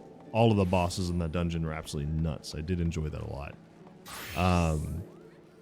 My one issue was the middle, not just because it was like slow again. I don't have a problem with slow things. Like, I don't have a problem with slow stories at all. Not a lick of an issue, because I love Bleach, I love Naruto, I like One Piece. Now that I just started it, I've watched Dragon Ball Z, like the original, not just Kai. I've watched old Doctor Who from like 1963, and I was on the 3rd Doctor when I stopped watching it. I just stopped because I got distracted or whatever. But like, I don't mind slowly paced things. That's fine. I don't mind low level stuff in terms of stakes or how like relaxing things are. That's fine, because you need that. We just, coming off of Endwalker, that's what Dawntrail was supposed to be. Of course, Dawntrail tried to take it up to an 11, but it felt like it was copying a bunch of the previous DLCs. Like, the first half was copying Stormblood, and then Sphene kind of copied Emmett Selk from Shadowbringers. And a lot of it had like post Endwalker vibes, and I don't know. It had its own things going on, but it was very much just copying a lot of previous expansions, so I had my issues. But it took way too long for things to happen. But it's also the way they presented stuff, where like they would take like serious or like emotional concepts and be like, hey, let's put forth this idea of learning to be a leader. All right, cool. As someone who like is very scared of leadership, it's kind of cool to like go about that. But the way they presented it felt too cartoonish. And I know what I'm saying. That guy has an electric spear. This person's got a fox out, and that person's got a corgi. There's a goblin named Sweetnick's Rosy Cheeks right next to me. I am very aware of what game this is when I say too cartoonish, but you also have to be aware of like Shadowbringers and Endwalker were so heavy, and so was Heavensward, and so was Stormblood. Stormblood didn't deliver it super well. The execution was flawed, but the tone was still maintained. But Dawntrail, which is supposed to be a vacation, like fun, easygoing type beat, didn't maintain that tone. It suddenly flipped it on its head and all of a sudden was super serious, but I just it's not the worst I still think Stormblood's worse, if not A Realm Reborn. But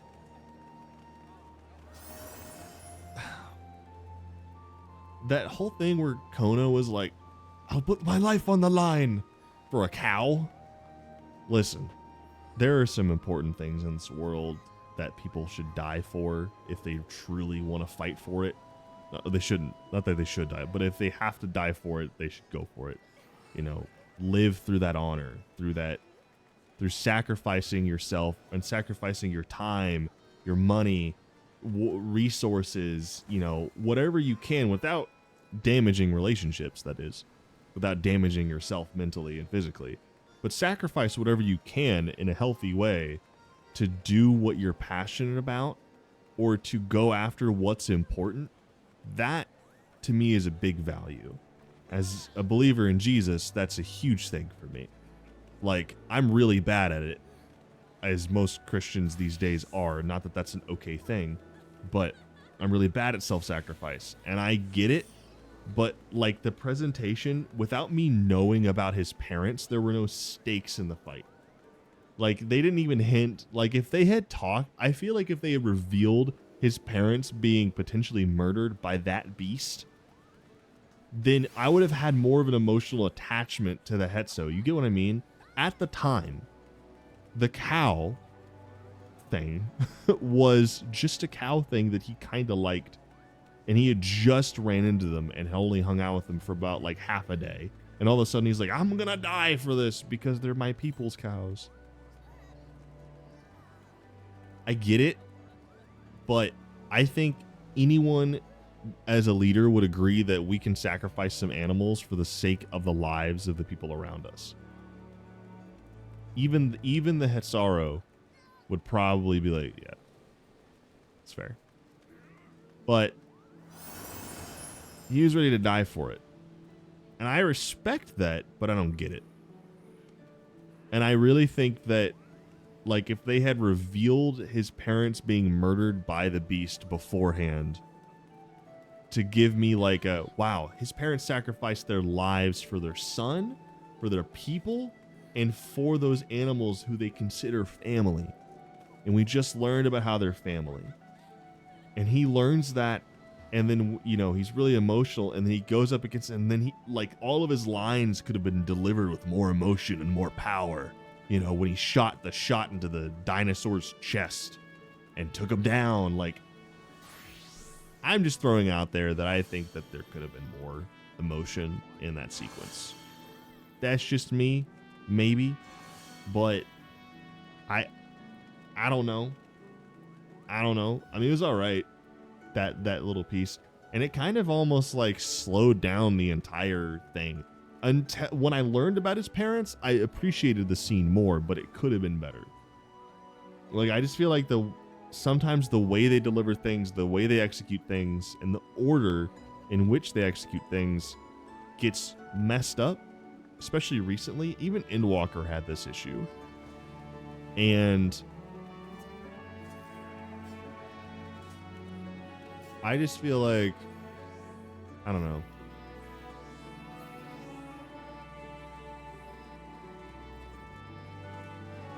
I just feel like they need to, like, these new writers, this new writer team that they've given, like, the helm for this expansion really needs to learn how to deliver things when they need to be delivered and not just, like, delivering them as, like, a big twist every single time. It doesn't need to be a big twist every single time.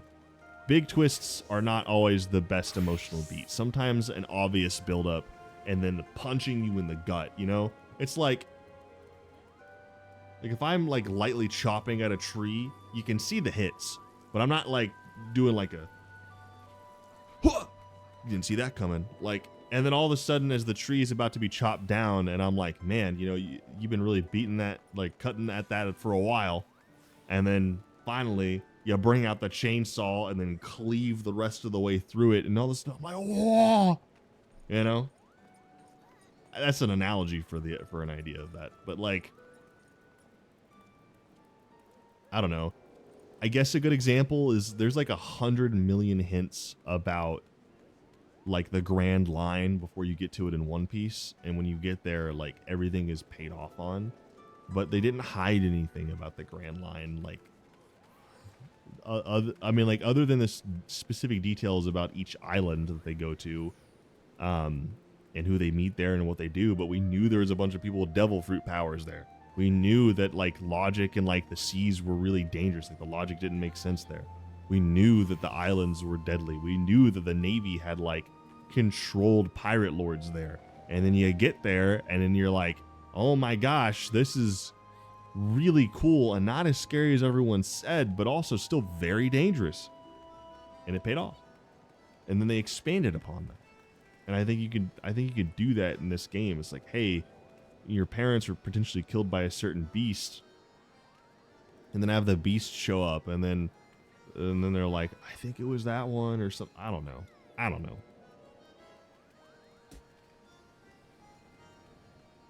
As for the Zoralja, Galulja, and Teshalja stuff, that was depressing.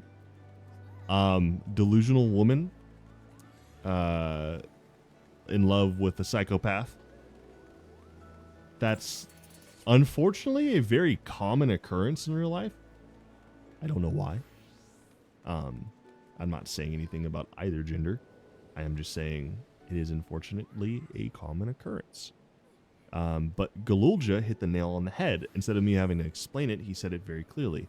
They were both very lonely.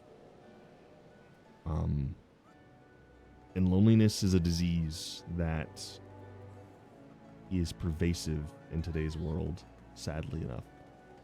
And I think that both of them showed and exhibited very strong traits of that in the way they acted.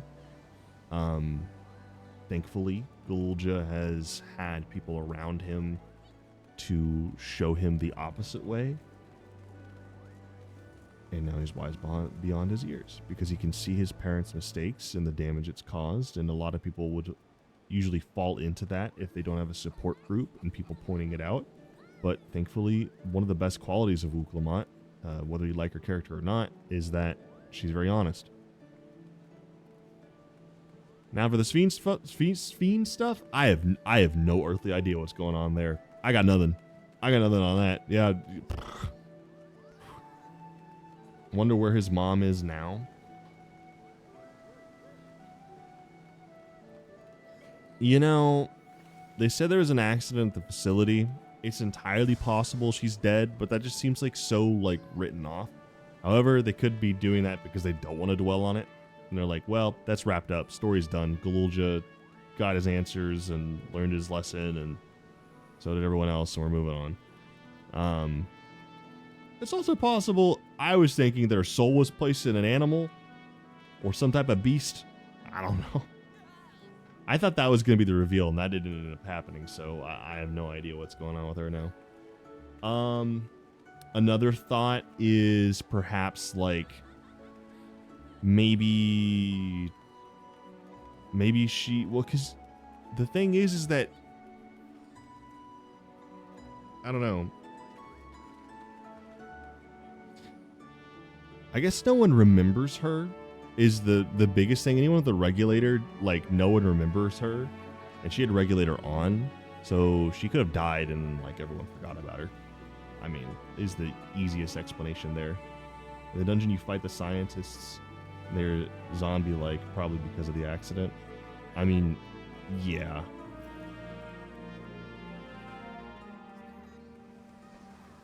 I wonder if like, I don't know. Yeah, that whole situation's up in mystery. I think technically it was wrapped up, but I don't think it's necessary to explore it any further. This fake Sphene thing, though, once again, Sphene is like representation of Shadowbringers because it's the same crap they did with Ardbert and Elidibus. So I'm not a fan of that, I will say. Opinion-wise, I don't like it. again, I'm trying not to be critical. I'm trying to find the positives.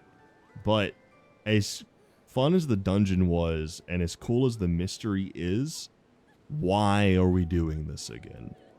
Why must we repeat the someone in power tricking the people, disguised as someone who's most assuredly dead, running around amok? Why do we gotta do the villain who's supposed to be sympathetic, that's like fighting for their people and is willing to destroy other people to save their people? Emmett Selk, Sphene, Ardbert, Sphene. All they need to do now is to tell me that Sphene secretly had some facility back in the day that she built with a bunch of scary monsters, and her son was hates her because he loves his dad, and then finds out his dad is a psychopath who made him to make himself more powerful. And then you find out that even though Sphene's a jerk, like I'm describing La Habrea. Like, how many times are we just gonna have this expansion just copy previous expansions? And I get it. There's nothing new under the sun. There's no original stories. There aren't.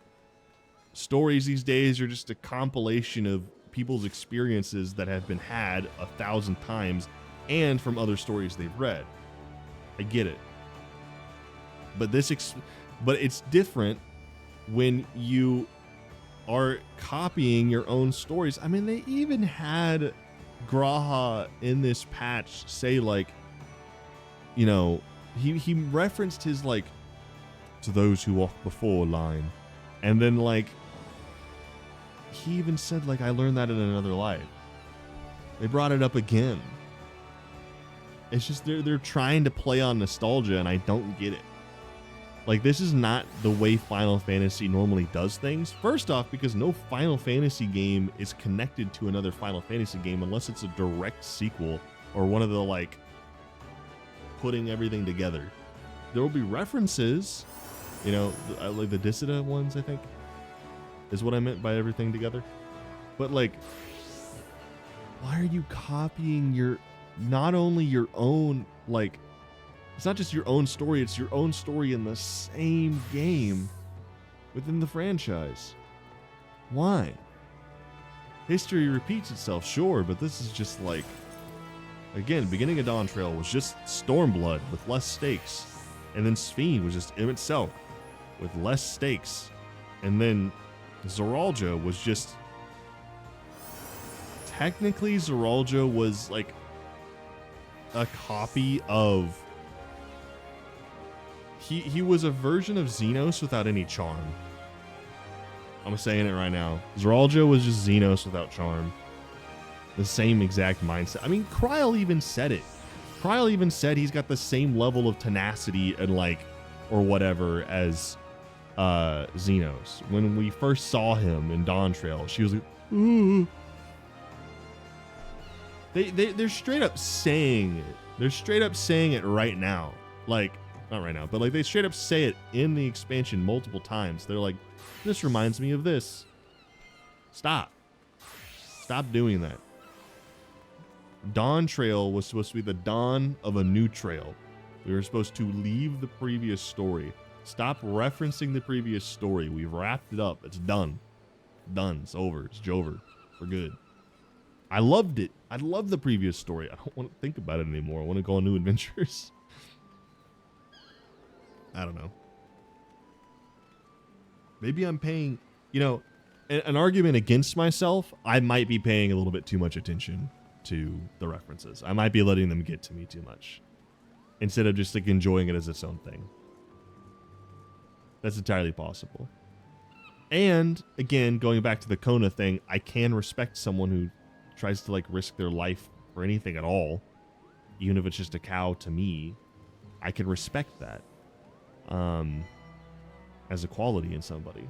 So an argument against myself is that I'm being too stuck up, but I should just enjoy the story.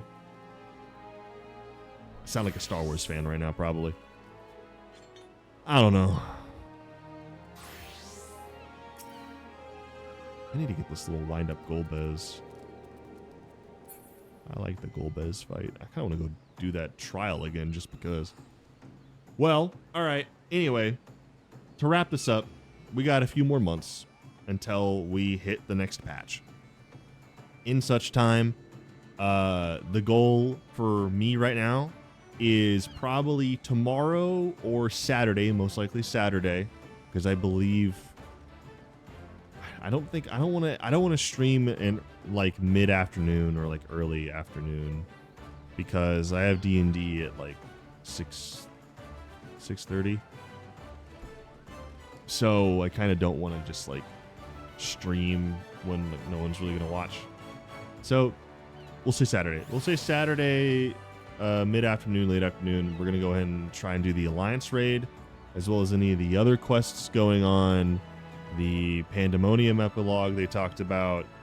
And then hopefully sometime this weekend, also potentially Saturday, maybe earlier in the day than that stream, is doing some M1S reclear and M2S prog, since we got to the last mechanic in M2S. Me and the boys should hopefully actually get it done. And get M2S done so we can move on to M3S. Ugh. And then also do the new Extreme Trial.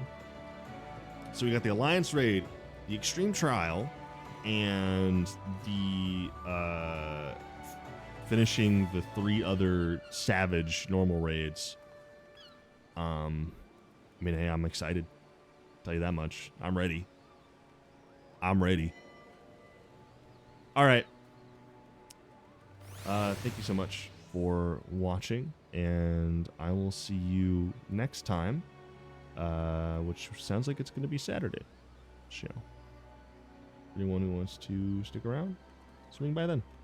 Minfina, thank you so much for showing up and chatting. I appreciate it. It's been a lot of fun.